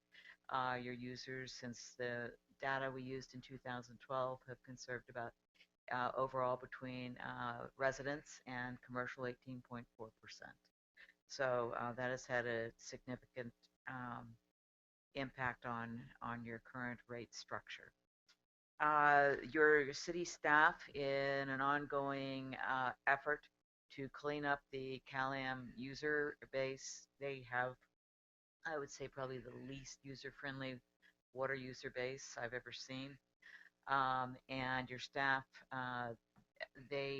when they close an account, they don't remove the account.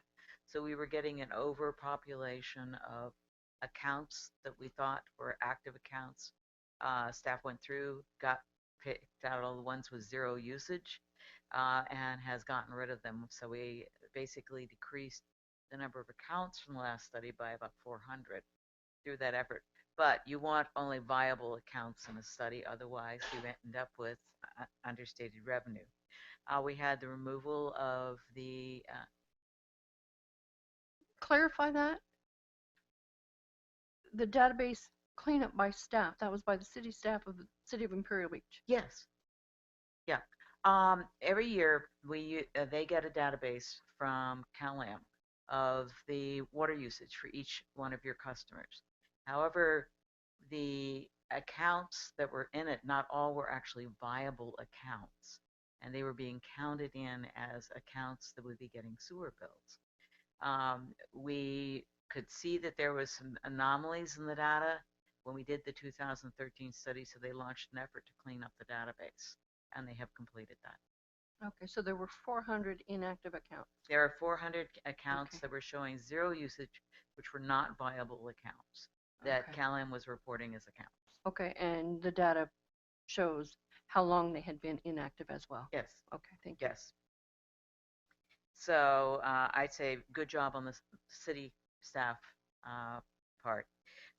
We talked about the fact that after the last study, it was determined that not the Navy campus, but the other Navy facilities flowed directly into the city of San Diego, and that was a reduction in revenue to the city of Imperial Beach of about $140,000 a year that had been included in the 2013 rate case. This is following on with the last discussion you had, and also some of the comments I believe that the mayor made. The included in the rates and in your budget every year has been $400,000 to repair and work on your inflow infiltration projects. However, there were some significant projects that needed to be done, and last year in the adopted budget, there was included $2 million worth of projects. The rates could not handle it, but the good news is once these projects are done, you're not going to be sending pure salt water to Point Loma to be treated, and you're not going to be charged by the city of San Diego.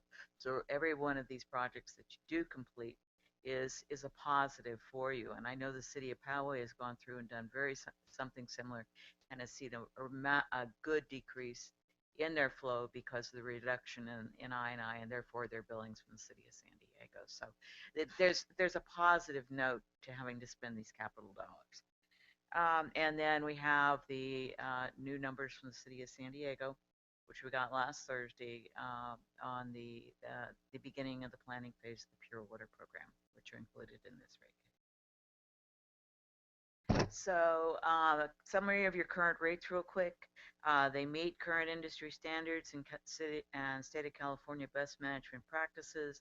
There's two components. There's a base charge that recovers fixed cost. It's currently recovering 26.4% of the revenue for the city, and a commodity charge, which is based on the flow and strengths of each of your your users. We held a workshop in September to look at the development and the history of rate structures to see if you wanted to make changes to the rate structure, make changes to your cost allocation process, or your methodologies for estimating sewage. And it was determined that, except for looking at potentially raising the amount of fixed costs that are included in the base fee, that the current methodologies and rate structures were performing the way that they should, and the council was happy with the current structure. So we went through the normal rate study process very quickly. We determined what your revenue requirement is, in other words, how much money needs to come in from rates. We divided into who should pay for what. That's called cost of service. And then we took a look at how that impacted the design of your current rates. Basic assumptions was, of course, prudent financial planning is always key in establishing rates. City Council has a policy for the sewer fund of having a $2 million, we call it rate stabilization fund balance reserve. We took a look at the status of that. We'll be discussing that in a moment. Formally established this time a capital replacement reserve. We talked about it last time in 2013. And we're going to talk a little bit about your current funding level for your ongoing yearly capital projects of $400,000 and how that should play out in the future. So we basically took your adopted 2017 budget, which you've seen. We've revised it to include San Diego's new numbers and some additional funding for capital to formally establish the capital replacement reserve. So the revenue, just real quickly, so that I know the mayor is new, but I know he's very astute. A revenue requirement is different from a budget in the fact that you take your operation and maintenance costs and then all your capital improvement costs, but you deduct any non-operating miscellaneous revenues like interest from that, because that way you're not recovering that amount in your rates because you're already getting the money. So this is what your revenue requirement during the planning period looks like. As I say, we updated the 2017 adopted budget, and then the rest are projections for the next 5 years. The most important driving factor is the City of San Diego Metro projections. 6 years ago, the Imperial Beach is one of the participating agencies approved establishing what we call a protocol for the City of San Diego to have the basis for stable rates. We were tired of rates going up and down and up and down and up and down. And that protocol was that all the participating agencies would pay $65 million per year. And that would cover not only their operational costs, but their contributions to the operations reserve, as well as the debt service coverage. San Diego is currently carrying $1 billion worth of wastewater debt for the metro system, and there is debt service coverage involved in that. Be happy that you all don't have any debt.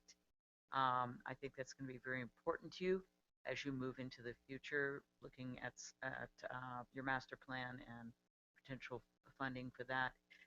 So many agencies have higher rates because they use debt to finance their capital projects as opposed to putting money in it every year. And so they have to pay for the old capital projects, like the $1 billion in debt, which paid for the current metro system. And they're looking at the pure water program in the future. So you're in a fortunate position. So the protocol was only supposed to last for 5 years.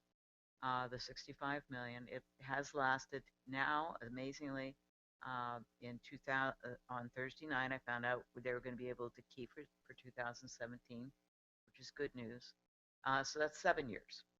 And however, we discussed this at MetroTech today. Chris Helmer from your staff was at the meeting, as he always is, representing the city of Imperial Beach.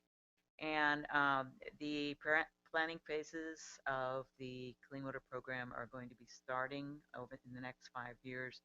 The projections are that the 65 million is going to increase to 70 million next year, and then 75 the year after, and then stay firm for the next at least 5, maybe more years, because the pure water program's major costs are water in the first 10 years. There aren't any major sewer projects. There is potential for that to change, and so we have to keep wary and our eyes open. But I've incorporated the changes, and you can see that the projections and these percentage projections translate almost identically into the projection increases in your average single family rates. The majority of their adjustments over the planning period are reflecting the increased San Diego cost of, as you can see in FY17 over 16, is 5.9%, and then 6.7 and 6.9, and then that's the phase in of the 70 and the 75 million and the impact. So that will be translated into rates, and as you will see, that's very close to what the changes in your average single family residence user rate is. Snapshot of your current users. You have 6,155 viable accounts now, and your as I said, your flows are down, but we feel that they've basically stabilized, and County Water Authority has been substantiating that as well. I mean, people went as low as 20. They did meet the 24%, 25% that the governor wanted, but it's now already jumped back up to 20% reduction. So I think we believe it's stabilized. You allocate your base cost to your non-residential users based on the size of their water meter, and this is just a snapshot of water meters by size. Once again, your 6,000 users. And then the next 2 pages are basically 218 required to show you what the rates look like in this rate case over the next 5 years. And I'm not going to spend a lot of time on them. We'll come back if you have questions, because I think it's more edifying to look at the actual impact, go through the impact on your single family users.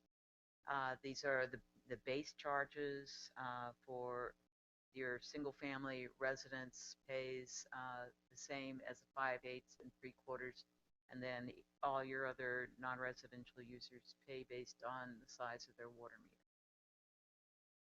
So let's talk about the impacts of all this on your average single family's 2017 rates.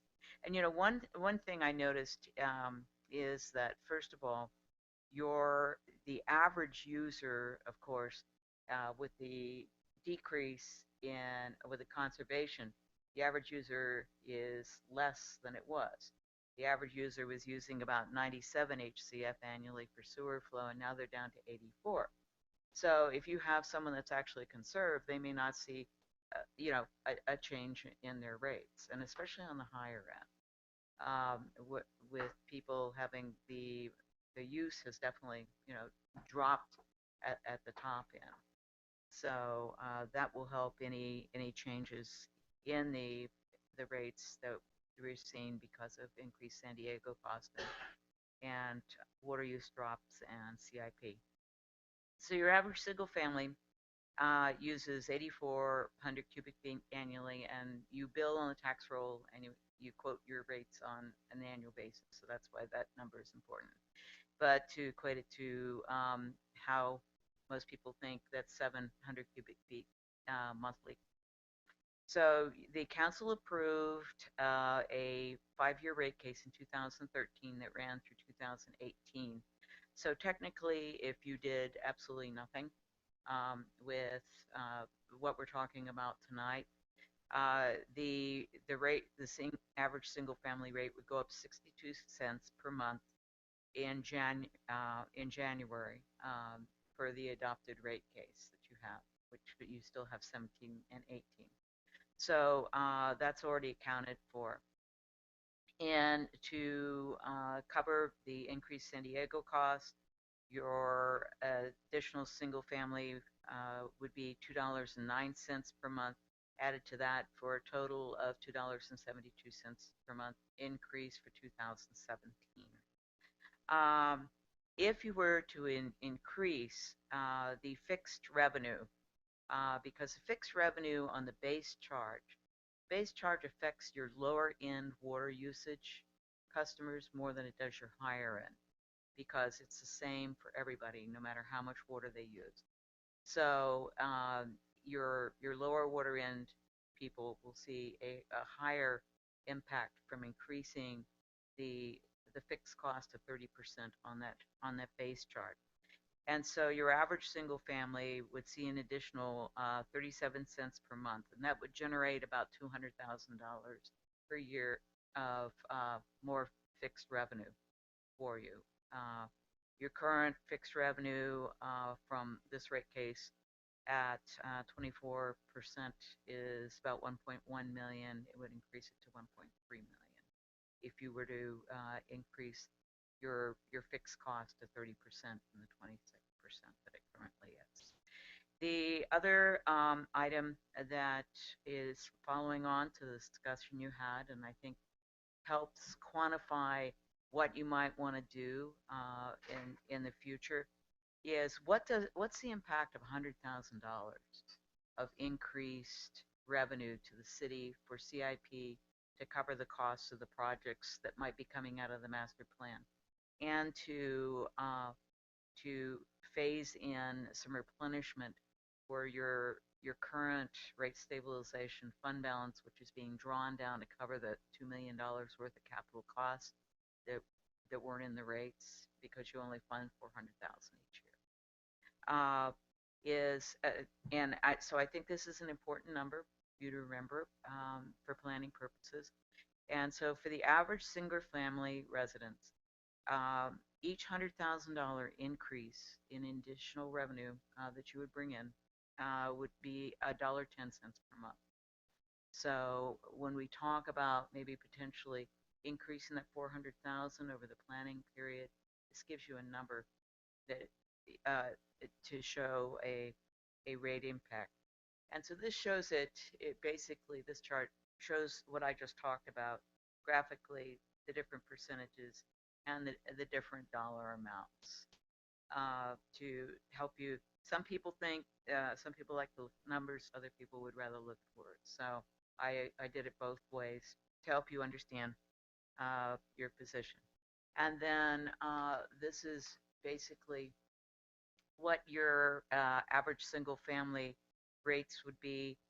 The base charge, this is a 218 slide, your base charge, your commodity charge, the annual rate for your average single family customer going through the planned rate case through 2022.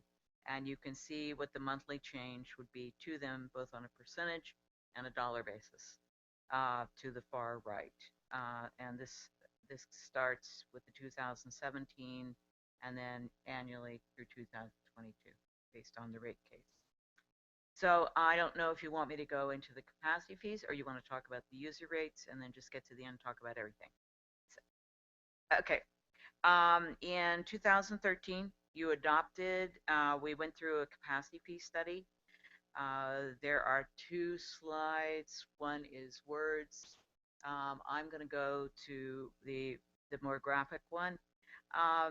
We looked at different ways to establish your capacity fee. It was decided that we would establish your capacity fee based on column D, placement cost less depreciation. The total fee was recommended was $4,776, However, due to the economic climate at the time, it was decided that only the Imperial Beach portion would be adopted. And that is basically $2,667 per EDU. And then we would have discussions about phasing in the metro portion of it. The capacity fee law in the state of California says that you have to do a study like we did in 2013.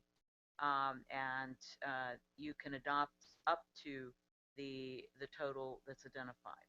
So you chose, due to the economic climate, to just adopt the city, the pump station, the pipeline portion of the fee.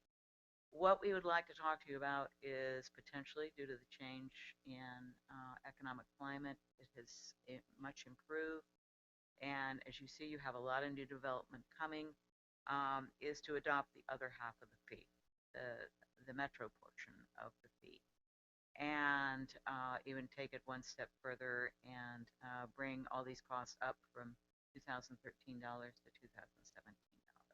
So we want your direction on that moving forward to our next public hearing. Right now, your budget shows about $30,000 a year in projected revenues from capacity fees. Adding in the metro portion would double that amount. And remember what $100,000 does. It also would get any money that you brought in from capacity fees would reduce the amount that you had to put in for capital replacement and expansion projects, because as you heard from your master planning consultant, some of those projects are going to need to expand some lines to assist new development connecting to your sewer system, which has been put in by your existing users. So this would essentially help your existing users by shouldering new development portion of some of that capital cost. So that's really the recommendations are pretty straightforward. Just continue with your fee structure the way it is, as we discussed in September. Formally adopt this time the reserve policies. We talked about them, but they weren't formally adopted and implemented. Potentially discuss increasing that $400,000 a year for capital projects to take care of your capital needs, and then update your ordinance, your pass-through ordinance, which is basically housekeeping. But what your pass-through ordinance reminds you is allows you to do is, let's say we have the 70 million and the 75 million, and San Diego goes to 80 million instead of 75. It allows you to not have to go out and do the whole huge 218 process and send out the mailers and go through that process. It has to come to city council. Matter of emergency has to be declared. Your attorney would walk you through that process, but it's a protection against unforeseen expenses from your suppliers that you have no control over. So then the capacity fees, we, as I said, take a look at potentially implementing the metro section of the fee, asking us to update the numbers to $2017 and phasing that in or implementing it. So hopefully that was fast and concise enough, and I will open it for questions and your direction. Great. Do we have questions or comments from our? Who wants to start? It's a lot to think about, I know. Mr. Spriggs? It is a lot to think about, and it's a lot to absorb. Even though we've all read it ahead of time, would have been nice to have read it further ahead of time. But I know, and I didn't know I didn't know the answer to the question. Right, but that's understandable. We have to work with what we have. I think on the capacity fee, which is the most direct and straightforward, I think, set of considerations. My sense is that we need to make. I'm comfortable with making adjustments on the capacity fee. That's going to affect renovations and new development, and that increases, and that's appropriate, and that, as you just mentioned, alleviates the regular users uh, the increases that they burden to some degree. That would be a burden to regular users to some degree. So in principle, I think that's the way we need to go. And I know at one point in the past we had a capacity fee discussion, and we saw our rates and proposed rates compared to other municipalities. And I think my only concern would be in reference to that comparison, that Imperial Beach not be too far out on the right side of that graph. We're gonna need to increase our capacity fees given everything that we see is coming down the road towards us, but we don't want to stand out so much that we discourage good development proposals and renovations from taking place because we are crazy high on our capacity. You wouldn't be crazy high. Okay. And I will make sure that you get a comparison of your neighbors in the metro agencies. Right. Because right now you are at the very bottom with the county of San Diego. Right. And everybody else is substantially higher So than you are. You would be about in the middle, like where your user rates are. You're about in kind of like the herd, the middle part where everybody's in the same place. So that's a good place to be there, or slightly more than that, depending on how vulnerable we are. And I think right now we do have some vulnerability considering the amount of reserves that we've consumed and the need to restore them. So the more then moving on to the regular rate structure, to me the big point I think that came out of your presentation is that increasing the fixed fee portion is going to have a regressive effect on the smaller users, the smaller water consumers, sewer users, etc. And looking at it on its face, I think that's not where I would feel comfortable.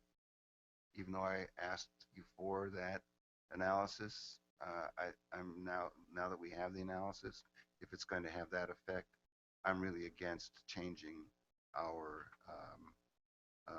fixed fee portion of the rate formula. But I was wondering why, and maybe it's in the mechanics of how rates get generated that I don't understand as well as I'd like to. I don't understand why, if the fixed portion is higher, there isn't more of an adjustment of the variable use-based part so that we can sort of compensate the lower end users by having a lower use rate, so to speak. they do have a lower use rate, but it's not lower enough. but it's not low. It's not low enough. You have a certain amount of revenue that you have to collect, and you take your fixed portion, and let's say we did go to the 30%, and you allocate that across your users based on the water meter sizes, and then the single family is considered a 5/8 3/4 inch, and then the ratios go up from there for your larger commercial properties. But the balancing act isn't enough of that $200,000 because there's more, shall we say, there's more HCF. So the HCF number doesn't go down as much as the base charge goes up. Am I making sense? Because you have a lot of HCF. Let's see, that you divide into your commodity rate. Right. You've got almost 800,000 HCF. So you divide that into your commodity portion. for cost recovery. And so that number doesn't move near as much as because you only have around 6,000 customers, gets divided into the fixed part. Okay. And if you would like, I can even do these graphics and have them sent to you like within the next week so you can look at them.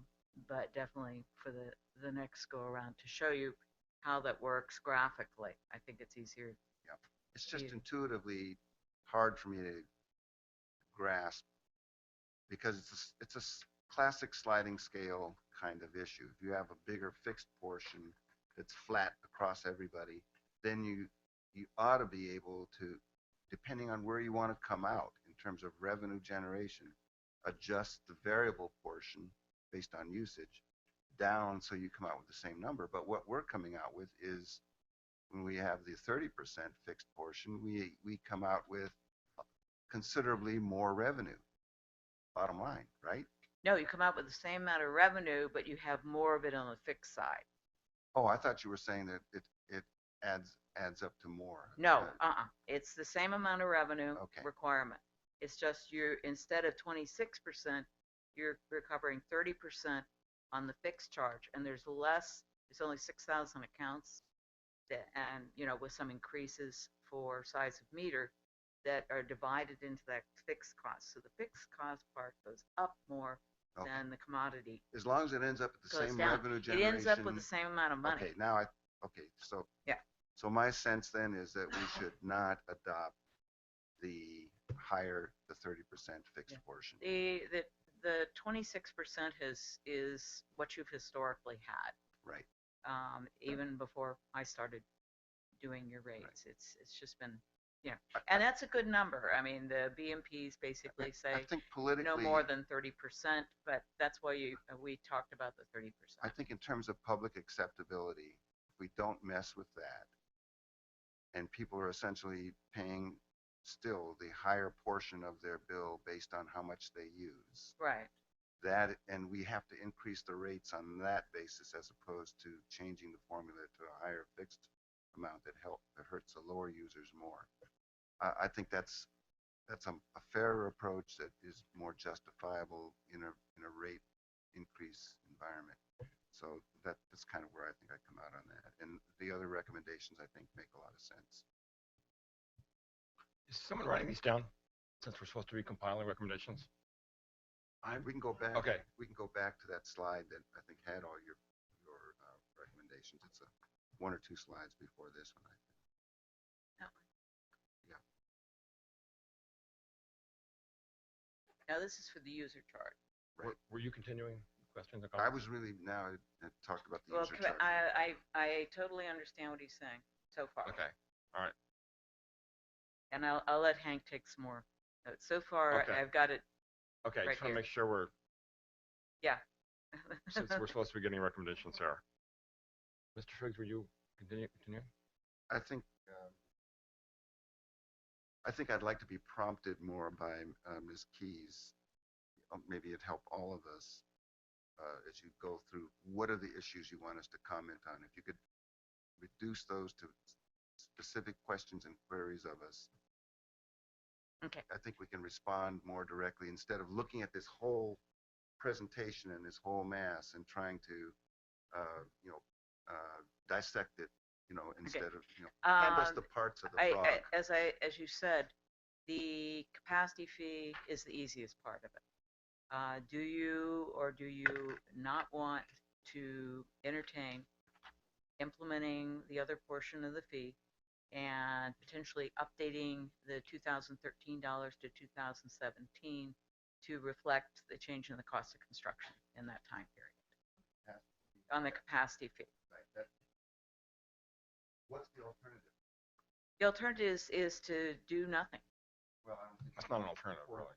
That's not really an option. Well, I don't, because we were going to have this discussion, but it's a few years down the road on phasing it in. So.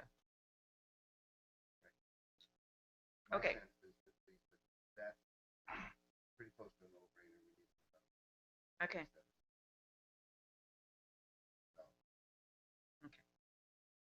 and bring it up to to $2017, right? And then bring it back. Okay, we'll do. Do we have basic consensus on that?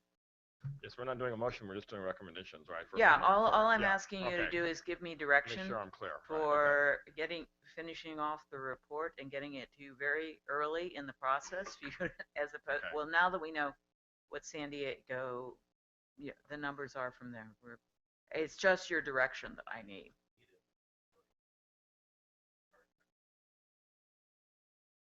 Yeah, and then user charge recommendations are, we have the basic 2017 through 2022 rate case with just the $400,000 in it and no rebuilding of the money that's been spent out of your $2 million reserve for last year's capital projects.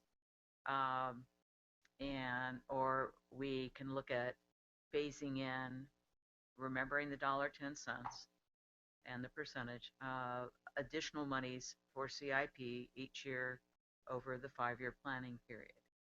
And some thoughts on how you might like to see that.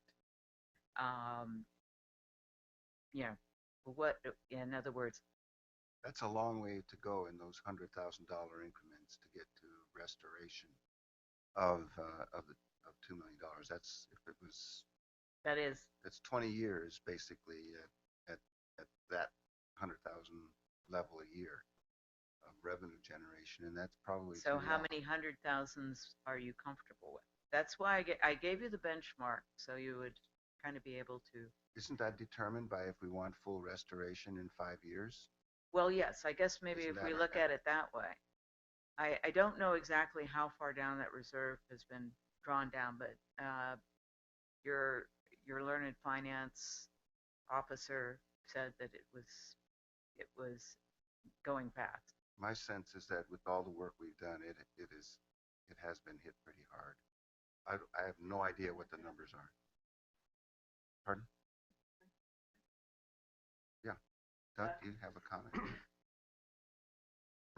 While Doug's walking up here, because maybe that is the question for the council to contemplate, is based upon where my elbow hit that, based upon where that reserve is at currently, then we can determine what that number would need to be and what that $100,000 gap, and then figure out the time period by which you want to capture that within a 5-year planning horizon. That's exactly what we need to do. It's really it's really contingent on the execution of the $2.2 million in CIP over the next 2 years. But assuming we follow those plans, because those are necessary improvements, there's another item on tonight's agenda that is addressing this as well. So we'll be close to about 500,000 after 2 years and going through all that CIP. 500,000 $500,000. balance. I'm sorry? 500,000 remaining. Correct. Meaning it's from Went our own from 2 down to guidelines. 2 million down to 500. We're 1.5 million short then. So if all those assumptions being in there, we're really looking at 1.5 million over 5 years, which is 300,000 a year. And so that gives us a sense of what the rate would be working back to Right, your number. the $1.10. Right. Let's make sure where we're going. How many more things we need to make recommendations on? This is actually it. This is it. Okay, good. This is the main thing. Unless you have any changes you want made to the base rate case, and I'm not seeing that. It's more this issue of what we want to do with refunding the reserve. Any additional comments? Questions? Thank you very much for. Mayor, may I Yeah. interject a thought? I'm hearing, as I understand where she's coming from, was right now we're setting aside $400K plus CPI for CIP for capital projects. And I think one of the questions is that sufficient? Because there's the 1.5 and the 2 million, which you're trying to build up to, is the operating reserve. That is where you said in the past, I want to keep that money sitting there for emergencies. That does not address being able to continue to take away the infiltration that we have in the city and ongoing maintenance costs for capital projects. And I guess I would suggest you debate whether that 400K is enough. We've been at that level for a lot of years, and we're losing ground. And I'm thinking it should be closer to 600,000, but that's a decision you have to make. And of course, we'll work with whatever it is. But I'd like to throw that out as part of the decision tonight or then within the next month or so. Yeah, I just don't think any of us are qualified to estimate how much infiltration costs and how much it costs without recommendations from experts to let us know how much it costs. So. But we're talking about a reserve, a capital reserve, and it says for Ms. Keys's recommendation says 400,000 plus, which opens the issue in terms of what that plus ought to be. And Hank has already suggested that it ought to be 600,000. What impact would that have on the rate structure that we're talking about, or the rate? Well, that's an additional 200,000 a year, so that's $2.20 a month for an average user. And that doesn't address rebuilding the $2 million reserve. Right, which we'd already kind of. We said 300,000 for that. Right, we kind of had a consensus that we need to do that, and that would be the 300,000 a year over 5 years. That's right. That's not a long time, in some senses, but considering, trying to get back to where we were just recently with a $2 million reserve, that's a pretty reasonable amount of time. So that's $5.50 a month. I think what we need you to do is come back with and let us see what this looks like in terms of rates, and we're going to end up probably trying to minimize the impact on the public by phasing this in over time, and then that's going to stretch this out further. But I think we need to see a fresh sense of what a rate table would look like if we were to go to $500,000 or $600,000 capital reserve, and the stabilization reserve being built back up to $2 million over 5 years. Over 5 years from the 500,000 that we it can is do right that. now. 5 years is a little aggressive, I think. Could you temper that with maybe an 8-year plan and Yep, see what I that can would do a 5-year and an 8-year. Because see, this is you know what I would like from you is, what do you want me to present? Right. So that you can, to help you make some decisions. We're not going to go through all this stuff that I had to go through for 218. We're going to get right down to the nitty gritty and say, this is what it looks like. And I think that's key. That we get down to the nitty gritty. We sat up here for 40 minutes. We've gone through a lot of numbers. We keep common format. Looking at all these numbers. I keep this pretty neat. But I think we need to get down to the correct numbers where we're not affecting our users much. And I think an 8-year plan is going to lessen the hit. Even if we're looking at a $5 a month hit for all of this, you put that in a percentage point, that's pretty high. Percents are lie, but everybody uses them. Everybody uses them. For rates, I look they're. at them all the time. I know. I'm a percentage guy. So, and I think a lot of people are. So we have to kind of factor in that. Yeah, I always look at things as, compared to a cup of Starbucks coffee. How much is it going to be a month for this person?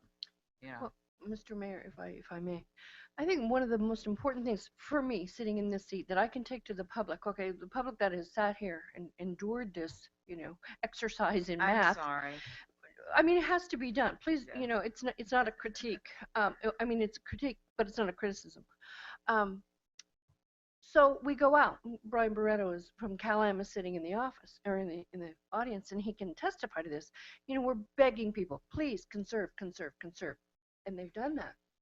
And Coronado and Imperial Beach has the highest record of conservation, I think, in the state, if I'm not mistaken.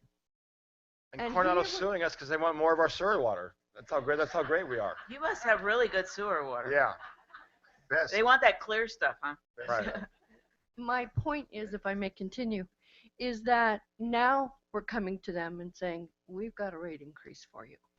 So I want to be able to, when we come back with this rate increase, you know, I want to be able to say, look, this is a promise being made, and this is a promise being kept.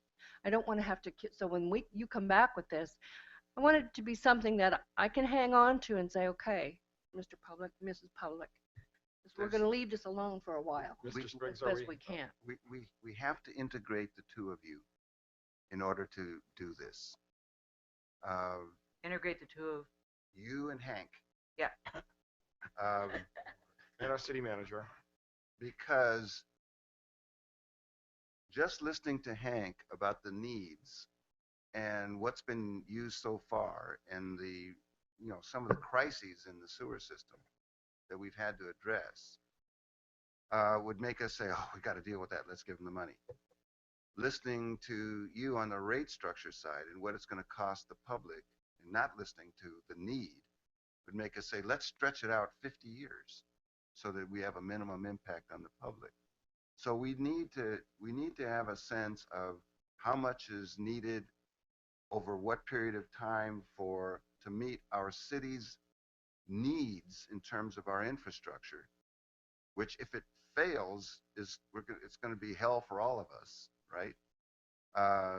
Worse than a $5 a month increase if we those really fines have a are disaster. not nice. Right. So I think, you know, when you come back, we actually need to have a clear sense from Mr. Levine as well as to what his comfort level is with the rate of reserve replenishment and some sense of your well-experienced crystal ball of what the worst case scenarios might be where we'd have to tap into these reserves, knowing what you know and what the history has been. And that's how I think we can make an informed judgment that'll be defensible in the public's eye in terms of the services and it's an insurance policy that those services are going to be able to continue. And we're paying an insurance premium to some extent by replenishing these reserves and kind of look at it that way. It's not just daily use. We need to have the reserves there. So that I would hope we'd be able to have a good discussion on both fronts. Good. And I also think that means, you know, we have a sea level rise adaptation planning process. You know, sea level rise is not going to go away. Coastal flooding is not going to go away. Saltwater intrusion is not going to go away. And I think we have to realistically explain to the public, you know, people responded to El Nino because they get it. They understand that we're surrounded on three sides by water. And so I think we really have to be clear to the public and explain to them what's happening with our system. It's really interesting, and it's really going to, so I guess those real numbers and a realistic understanding of where the future is going, and maybe that's talking to Dave Revel as well, our sea level rise consultant, to figure this out, because yeah, I think we want to be able to really be honest and transparent and open. It's not, we're just arbitrarily raising your rates. It's, hey, there's some real issues here that we all have to understand, that we all have responsibility to pay for. And I think more importantly, our residents like me get sick to their stomach when they think about us being charged by the city of San Diego for treating seawater to dump back in the ocean. It's crazy. So anyway, thank you. I want to thank you and my colleagues on the council for wading through this. Can we move on? Can we? Are we done? Yeah, entertain a motion to direct staff to return with the final study report and recommendations at the February 17th, 2016 council meeting. We get a motion on that? Is that too soon? No. No. Okay. That's my recommendation, sir. Okay. Do you have something to say? I was just going to add that in our CIP, recognizing where it's at, and if we spent that down, it's my understanding that we rarely spend that entire amount of CIP projects that we have. Notwithstanding that, I just wanted to be clear to paint a picture that is actual reality, but again, also recognizing where we're at relative to the needs that are in the system and how we need to make sure that we don't get into a situation to where we are being reactive and it is an insurance policy. But I just wanted to be clear that as I understand it, the CIP that we have for a lot of these projects has not been spent to that full extent for each of those years. We just simply don't get to all those projects all the time. So that 1.5, what we can do is try to temper what that 1.5 gap would look like, you know, as we talked about, if we spent all of our CIP in that given year to sort of a baseline sort of reality check on what we've done in the past, but then tempering that with what we need to do in the future. All right, please vote. Thank you very much. Thank you. Motion carried unanimously. Councilmember Bilbray is absent. All right, now we move on to 5.4, resolution number 2016-7659, approving a new capital improvement program project, Veterans Park 7-station exercise circuit, added to the FY 2016 and FY 2017 two-year CIP implementation plan and appropriating $18,000 from the General Fund Public Works Reserve for this project supplies and materials purchase and installation. Public Works Director Levine will give a report on the item. You have in your staff report a drawing or a map of Veterans Park, and I think you'll have it up here in a minute. I was asked, staff was asked to look at providing possible outdoor activities in the city at various locations, and I'm proposing to you that we might consider an exercise circuit in Veterans Park. The map that is displayed here is the same as what you have in your packet. We have identified 7 locations that possibly could contain a circuit activity. We've had a consultant who provides those kinds of things visit with us. And he has recommended that area as location number 7, which is at the top of your drawing for Veterans Park, not be used because of its shape and size and proximity to the exit coming out of there. That being said, I still can accommodate 7 different activities, which I listed in your staff report. Those being the setup, back extension, parallel bars, dip station, etc., and I won't necessarily go through those. The estimated cost for the materials and to put this in is about $18,000. And we're looking at, this is not for installation. We're looking at possibly these being done through community projects. If somebody wants to come in and put a station in, we would have the materials available for it. My staff would make the area available.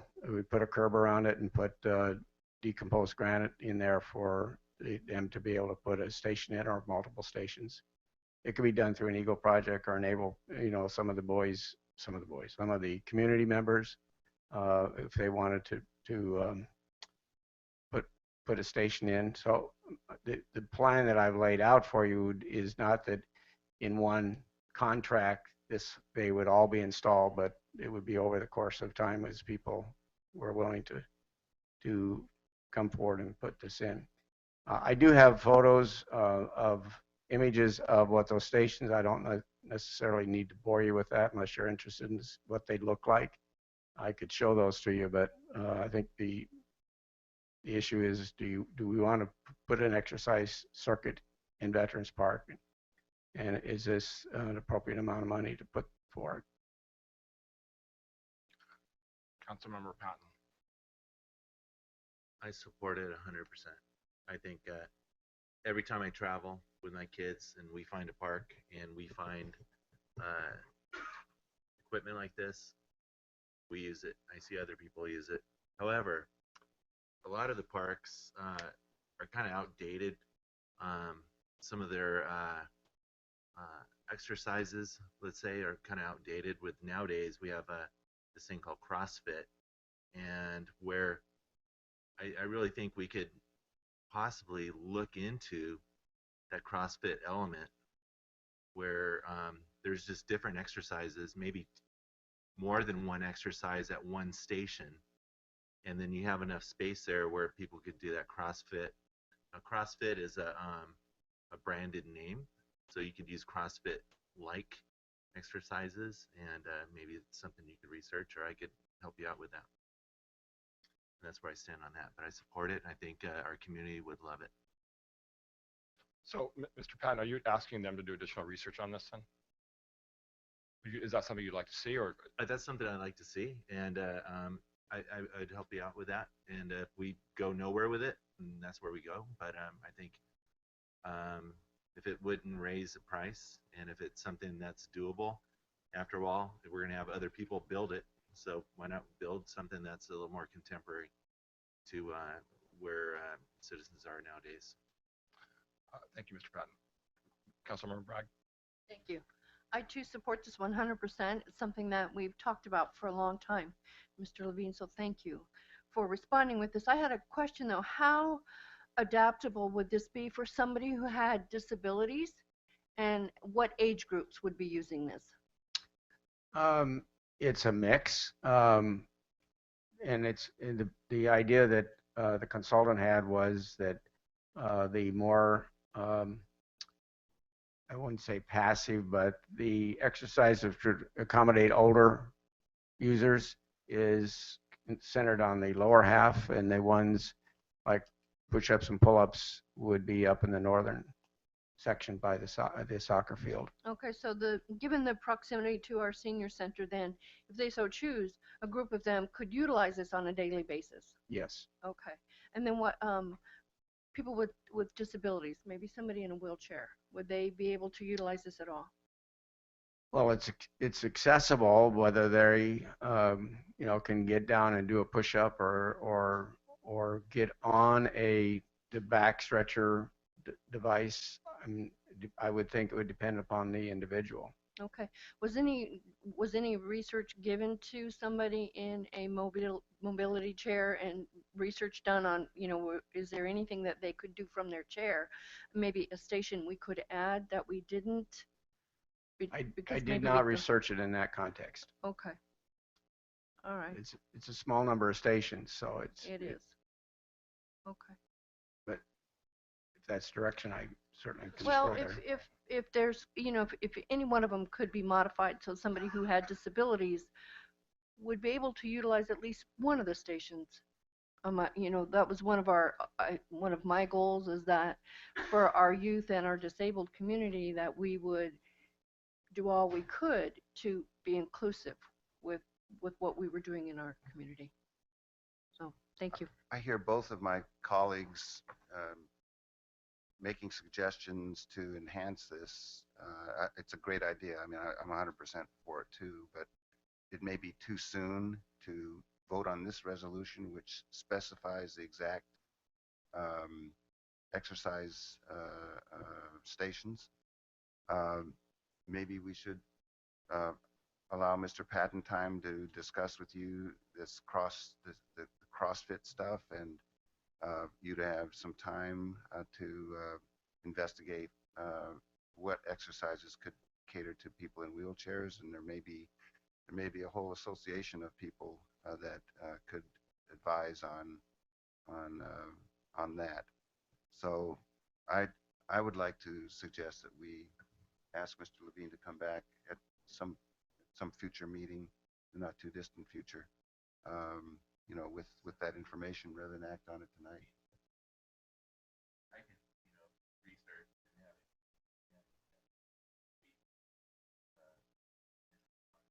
Back on the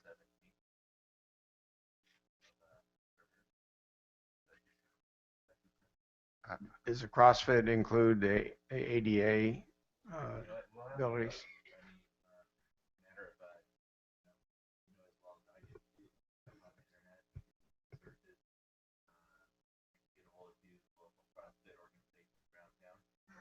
I know we have one person here as well, so. Yeah.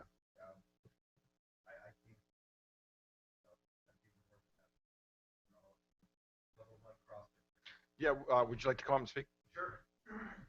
Just make sure you identify your name and address.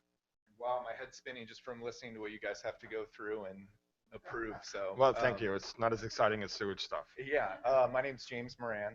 I'm a level 1 CrossFit trainer, and a lot of this stuff, like you were talking about, handicap and people that have issues. Even just having bands at a senior center that they could go and utilize with the equipment that's installed, right there would kind of take care of that situation, and that could be done for like dollars. So, a lot of the stuff you guys are talking about, basic um, pull-up stations and some squat racks where someone could hold onto it just so they could assist the squat. And the ones that I've seen that are pretty effective, they actually have the instructions posted of how somebody could use it if they were just walking That by. was part of the plan. Yeah, so, but I'd be more than delighted, and my team would be excited. I'll give you a business card. We're actually a mobile training unit that is being built for us right now. So we just had a meeting the other day about how excited we are to use the existing infrastructure of IB, and something like this would just, I think, add to what there already is to offer here in Imperial Beach. James, could you make sure we all get your contact information? Yeah, absolutely. Thank you. Yeah. Thank you, Mr. Moran. And then I'd like my colleagues, first of all, I want to thank all of you for your good, excellent suggestions. And then just to think about, are we talking about additional monies? And I think actually Mr. Moran identified maybe it doesn't have to cost that much more money. But anyway, how much more? If it does, if we're willing to spend that, I'm 100%. I 100% support your 100%. So, and I think the idea of also making it ADA accessible is actually really, really interesting and really important. So You've been in a CrossFit gym. yeah, It's as bare minimal. Right. Yeah, no, I agree. I think it's Can just, I say one more thing? you may. You guys have in town a former CrossFit Games champion that works for CrossFit HQ.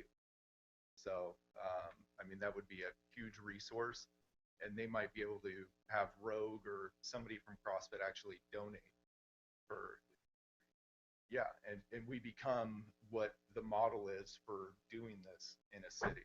We So, like that, yeah. yeah. And so if the Navy doesn't, if the Coronado doesn't stop the Navy SEAL base from being developed over their lawsuit because they want all our sewage, Yeah. hopefully we'd be able to have a world-class facility to help our Right. Navy SEALs train in our park. So Yeah. anyway, in Veterans Park, thank you. All right, so Mr. Patton, would you like to entertain that motion again? And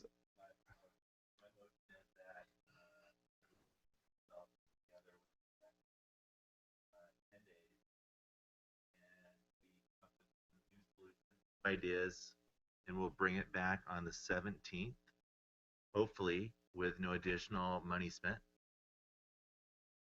That's my motion. I'd just like to comment though, if there is additional monies, I think hopefully it's within reason, and I'm sure we're all okay. Okay, additional money may be spent within reason.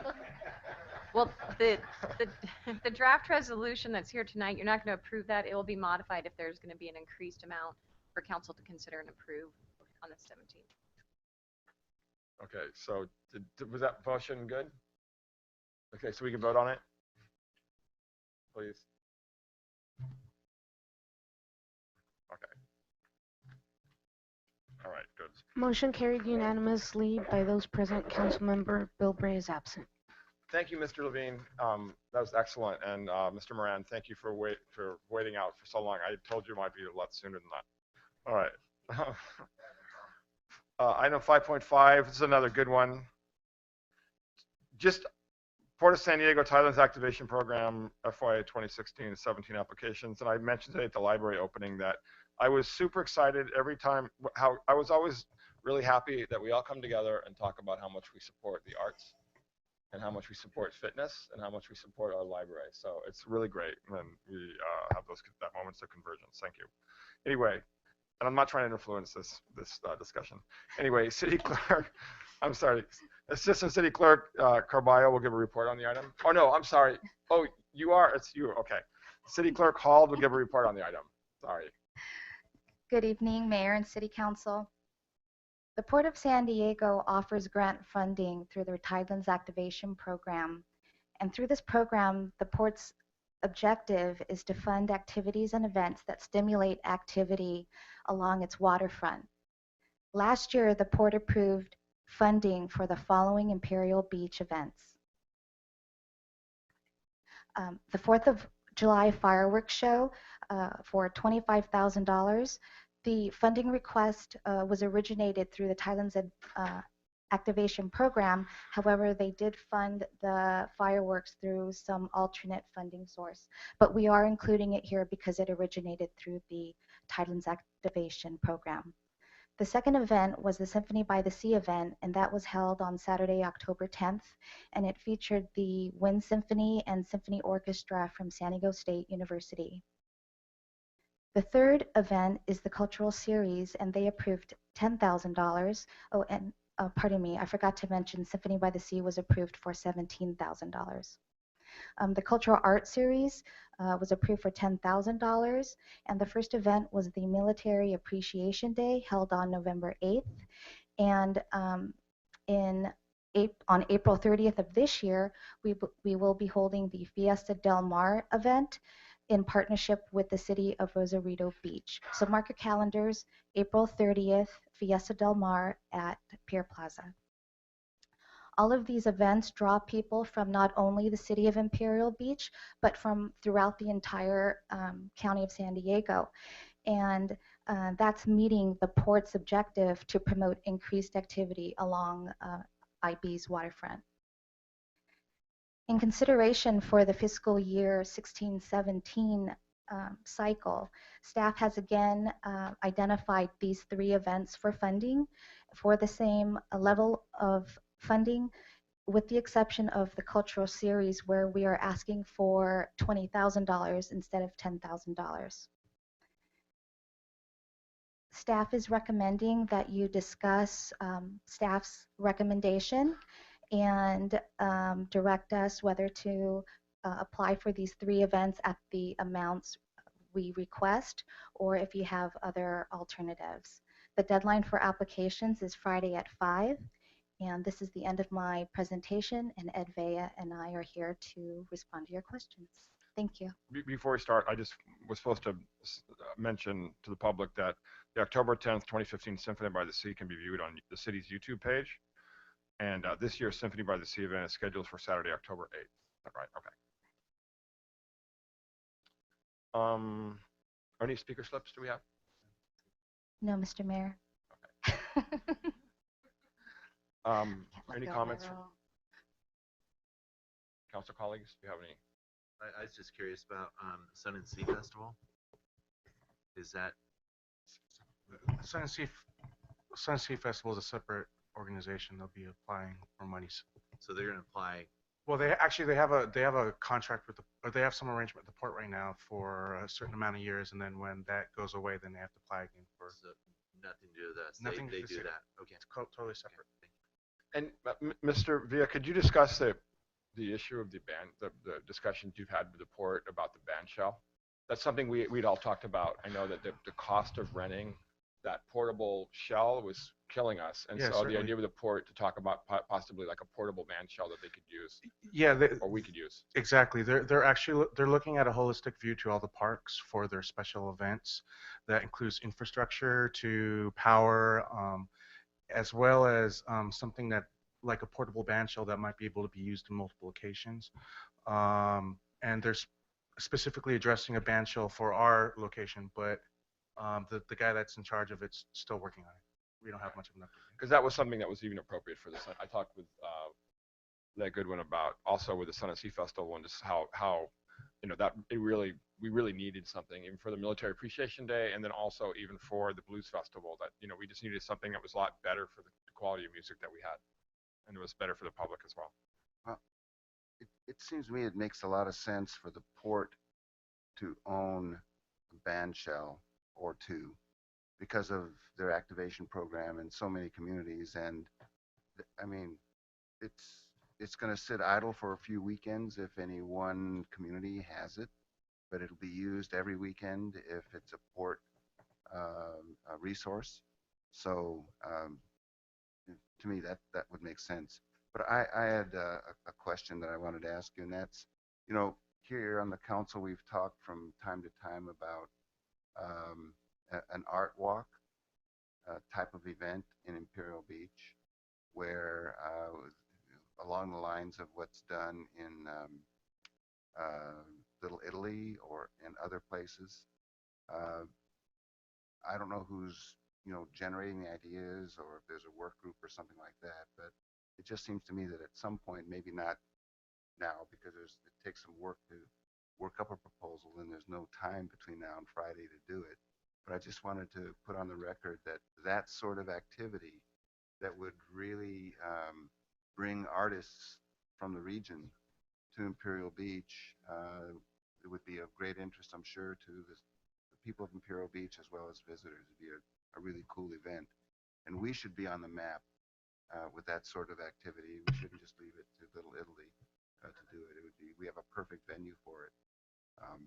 So I just wanted to throw that out as a thought, and hopefully we can factor in. There may be other ways to do it other than port activation, but we should try to, I think, move towards something like that as another landmark kind of event for Imperial Beach. Other questions or comments from council? We're going to move in supporting that. Any other questions or comments? Okay. I would like to entertain a motion to have staff submit TAC applications for the Symphony by the Sea event for the amount of $17,000, the Cultural Art Series for Military Appreciation Day and Fiesta Del Mar in the amount of $20,000, and the Fireworks event in the amount of $25,000. Is there a motion? Please vote.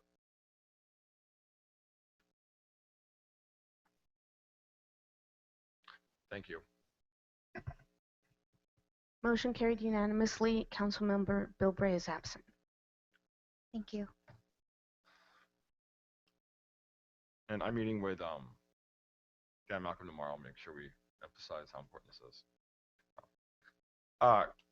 5.6 resolution number 2016-7662 appropriating $350,000 from Sewer Enterprise Fund operating reserve for pump station number 10 mainline emergency repair.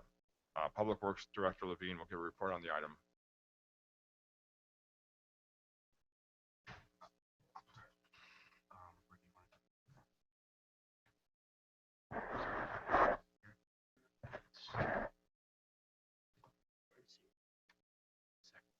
Since we just spent an hour and a half talking about this, that's sewer stuff, that this won't take very long. I hope not. Okay, good. Last spring, you all awarded a contract to have Pump Station 10 rehabilitated. In December, the contractor finally got to starting this project. And shortly after the start of the project, he discovered that he could not work because the main line going into Pump Station 10 was badly damaged, and water was running in at a pretty good rate from infiltration. And so on the 28th, I guess it was, of December, I told him to terminate the work until I could get emergency repair to fix these two main lines. And so what I have displaying here for you, Pump Station 10 is on Citrus Avenue in the 800 block. It's outlined there in the blue rectangle. The water, the waste is coming in both from Citrus Avenue from the south into the station, and it's also coming in from the alley. The alley is the one that goes by the base on the west side of Bayside Elementary School. Those two lines need to be repaired immediately. I've got infiltration such that we've got sinkholes in the lot, and it needs, and I can't finish the other project until that's done. We've got a bid out. Request for proposals out. The request proposals are asked to be back in next Thursday. This is a little bit different than what I told you in my staff report a week from tomorrow. Engineer who was working with us said on the outside he thought the project could be as much as $350,000. That's a lot. I'm hopeful we'll get a lot less than that, but I wanted to make sure that we had enough to cover it, and hopefully we'll get it done before then. And then I can proceed with the project that you awarded last May. I don't know what more detail you might want to have. Do we have any speaker slips on the item? No, Mayor. Good. Do we have questions from City Council? I have a question. How was it damaged? Were we able to ascertain what the damage was from? What it's from, I do not know the cause of it. It's just the pipes are separated substantially, a couple inches for an 8-inch pipe, which is a lot, and there's several breaks in it. There's about half of it is a cast iron pipe, so it's probably been there for 50, 60 years. And then the southern half of it is a clay pipe. The cast iron pipe is so deteriorated they could not get the camera through it. And the clay pipe is, like I say, it's separated and cracked with a lot of infiltration coming in. We'll replace it with a VCP pipe or plastic. So would it be a safe assumption that the damage is from age? I mean, it's just deteriorating. I guess so. It's ground settling around it, so then it causes the pipe to have a cavity underneath it. Maybe it was a little infiltration at the beginning with it started giving, gaps in there, which then caused the uneven load on the pipe. The pipe coming in from the alley is also damaged, and we want to replace that as well. Until we get both of them fixed, we can't proceed with the rehabilitation of the pump station. Question for asking, do we know the reason for the damage? How do you proceed replacing it, not knowing if that damage is going to reoccur? The source of the damage is going to reoccur. So. Well, when they put a good base underneath it, and it's all compacted so that there should be a good foundation underneath the pipe, so that it has less likelihood of settling and breaking. VCP is a much stronger pipe, and not as many breaks in it, because clay pipe, as you probably know, they're only in 6 or 8 foot sections, and then they're joined together, and so there's a lot more potential for infiltration, a lot more potential for settling and breaking. So it's less forgiving if there is base under, damage base underneath it. I guess with that, I'd like to entertain a motion to adopt resolution number 2016-7662, appropriating $350,000 from Sewer Enterprise Fund operating reserve for pump station number 10 mainline emergency repair. I'd like to make that motion, but I'd like an amendment, which is just a following up on what Mr. Levine said, and that is that it should be up to $350,000. You think that's on the high side? You're hoping for something less than that? Yes, that is affirmative, sir. I would, if the price comes in greater than that, we've asked for bids from 6 different businesses. I certainly would like not to not do the project because of it. I would certainly report back to you. If it's substantially greater than that, you're going to have to appropriate more money for it anyway. But I'd like to proceed on an emergency basis. I'll withdraw that motion and substitute, if I might, a motion that we approve the resolution as stated. Second. Okay. Please vote.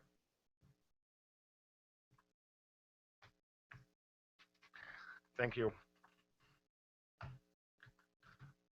IBD Redevelopment Agency Successor Agency Reports 6.1 and 6.2. Right now, we'll start with 6.1, adoption. I'm sorry. We hadn't voted. Sorry, Motion carried unanimously. Councilmember Bilbray is absent. having such a good time hanging out here.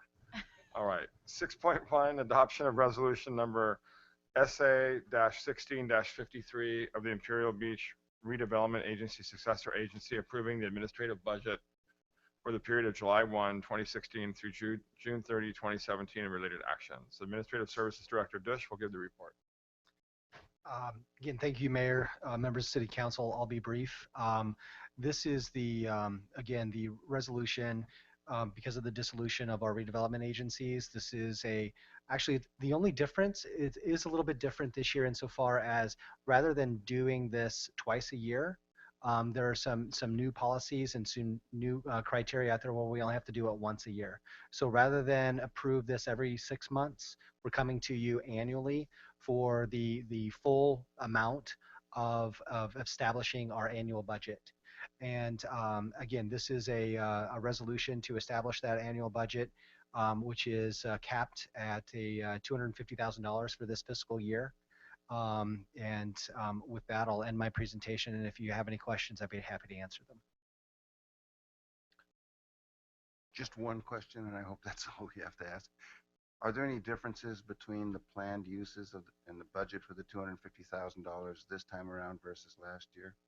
Are they the same line items and roughly the same amounts, or is there something significantly different?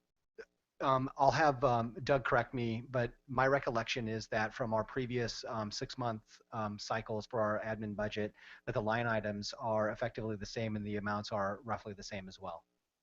Yeah, the general purpose is the same.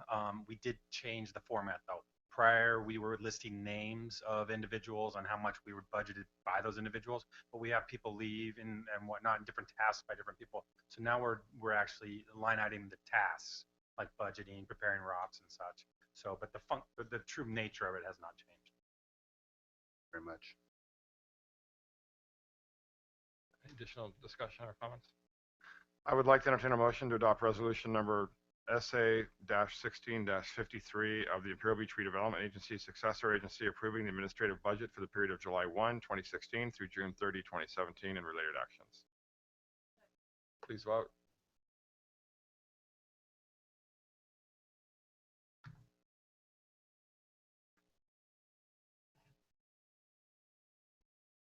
Motion carried unanimously. Councilmember Bilbray is absent. Great. Item 6.2, adoption of resolution number SA-16-52 of the Imperial Beach Redevelopment Agency Successor Agency approving and adopting the recognized obligation payment schedule for the period of July 1, 2016 through June 30th, 2017. Administrative Services Director Dush will give the report. Again, thanks, Mayor, members of council. This is, again, linked to the previous item where the ROPS, the acronym for the Recognized Obligation Payment Schedule, is established. And this is, again, this includes the funding for our obligations for bond payments, for litigation, any of our projects that we have, and administrative and miscellaneous expenses. The amounts are outlined in the information in your backup. And I'd be more than happy to entertain any questions that you might have. And again, the difference here with the previous ones is that this is an annual ROPS that we're doing now instead of coming back to you with, like, last year we did like the 1516A and the 1516B. We're doing a single one this year. I think it's the same question. A lot more money involved in this than the administrative budget of 250,000. This is several million. What are the high-level changes in this compared to the last ROPS? In quick summary, if you could. Yeah. And in fact, there really are no changes. All it is times 2. So this is a full year's worth of debt service schedule, debt payment, rather than 6-month, 2 6-month increments. So the line items are exactly the same. And in fact, they have to be the same. When you are authorized to have recognized obligations, you can't change them. So all we've done is taken a full year's worth, and that's why it looks like quite a bit more. Well, might look like quite a bit more than you're used to, but it's just double. I do have to ask another question. I'm sorry, colleagues. Are we getting closer to the end of this tunnel We hope in terms of having to do this on an annual basis? the short answer is yes, we hope so, because a lot of these obligations would be tied to projects. And once those projects, are complete, then we can wind that down.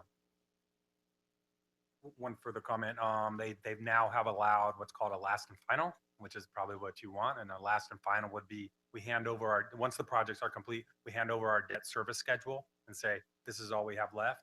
And we would probably come to you one more time and we do that last and final, and then it would just be basically servicing the debt.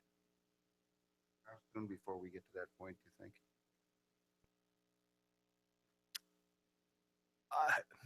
I would hate to guess. One of the biggest projects is, some of our redevelopment projects, the Ninth and Palm project, and some of that just depends on that construction and when that falls out. So again, not trying to hedge. I simply don't know. But as soon as we get those projects completed, we want to do the last and final and finish that out. So we're looking at 4 or 5 years, something like that, more or less, but I don't know if it'd be that long. Hopefully less than that 5-year marker. I will with you on that. Thank you. Did we have any speaker slips on this? Okay. I would like to entertain a motion to adopt resolution number SA-16-52 of the Imperial Beach Redevelopment Agency successor agency approving and adopting the recognized obligation payment schedule for the period of July 1, 2016 through June 30, 2017. Is there a motion?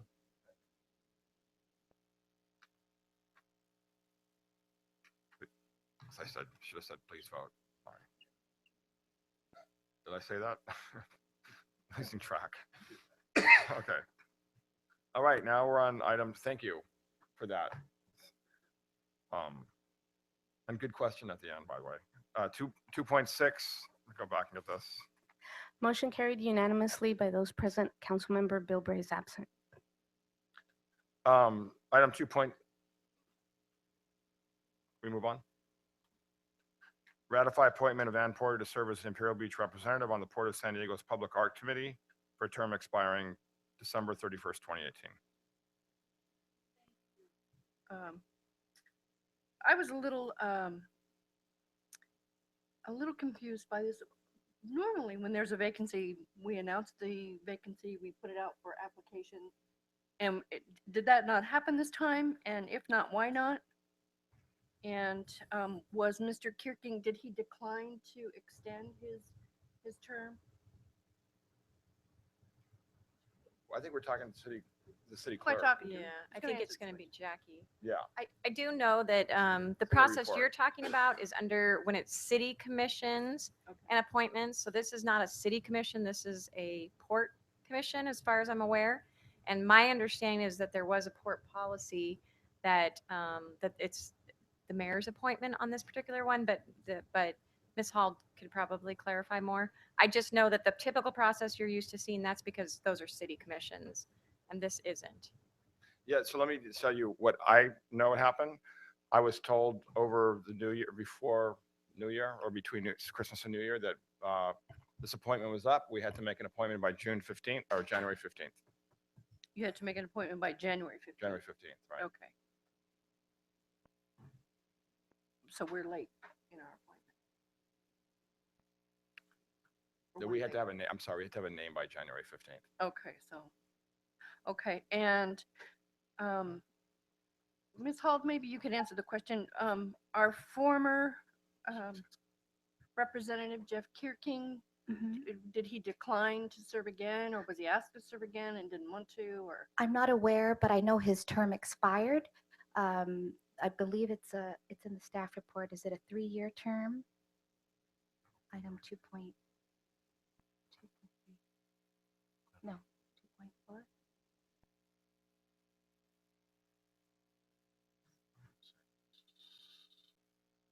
Well, it must be a 2-year term, because if we appoint her now, it's 2016, her term expires 2020.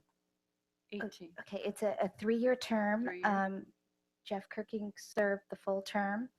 And again, I wasn't here during the presentation, I'm sorry, but for this committee, the mayor has the choice of selecting a representative to the ports as he has the appointment authority to select the Imperial Beach representative on the Port of San Diego's Public Art Committee. I'm not aware if Jeff Kirking was asked to serve again, but he did serve a full term. Okay, thank you. Was he asked? No. No. Okay, so this, I'm just not familiar with Ann Porter. It's my own fault. Are you? And I mean, I'm familiar with Jeff Kirking. I mean, I don't have to know, intimately the people we appoint, but if you could just, explain to us why she was chosen and he wasn't asked. I mean, it's your appointment, Mayor. Right. Yeah, Ann Porter has an excellent resume and very, very involved in public art projects. Works very well with local artists and San Diego in general, and she seemed like a good fit. Very interested in promoting the arts in Imperial Beach, and so that's what I decided to go along with her. Okay. Okay. Thank you for the explanation. I appreciate it.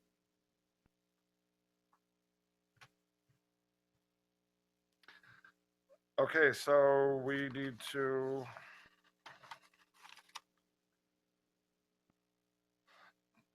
Do I need to make a motion to do that? I'd like to entertain a motion that the city council ratifies the appointment of Ann Porter to serve as the Imperial Beach representative on the Port of San Diego's Public Art Committee for a term expiring December 31st, 2018. Is there a motion?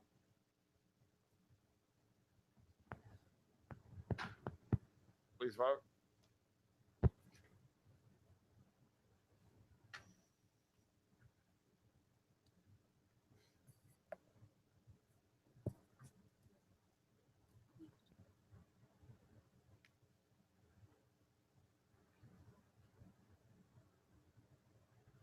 Mhm.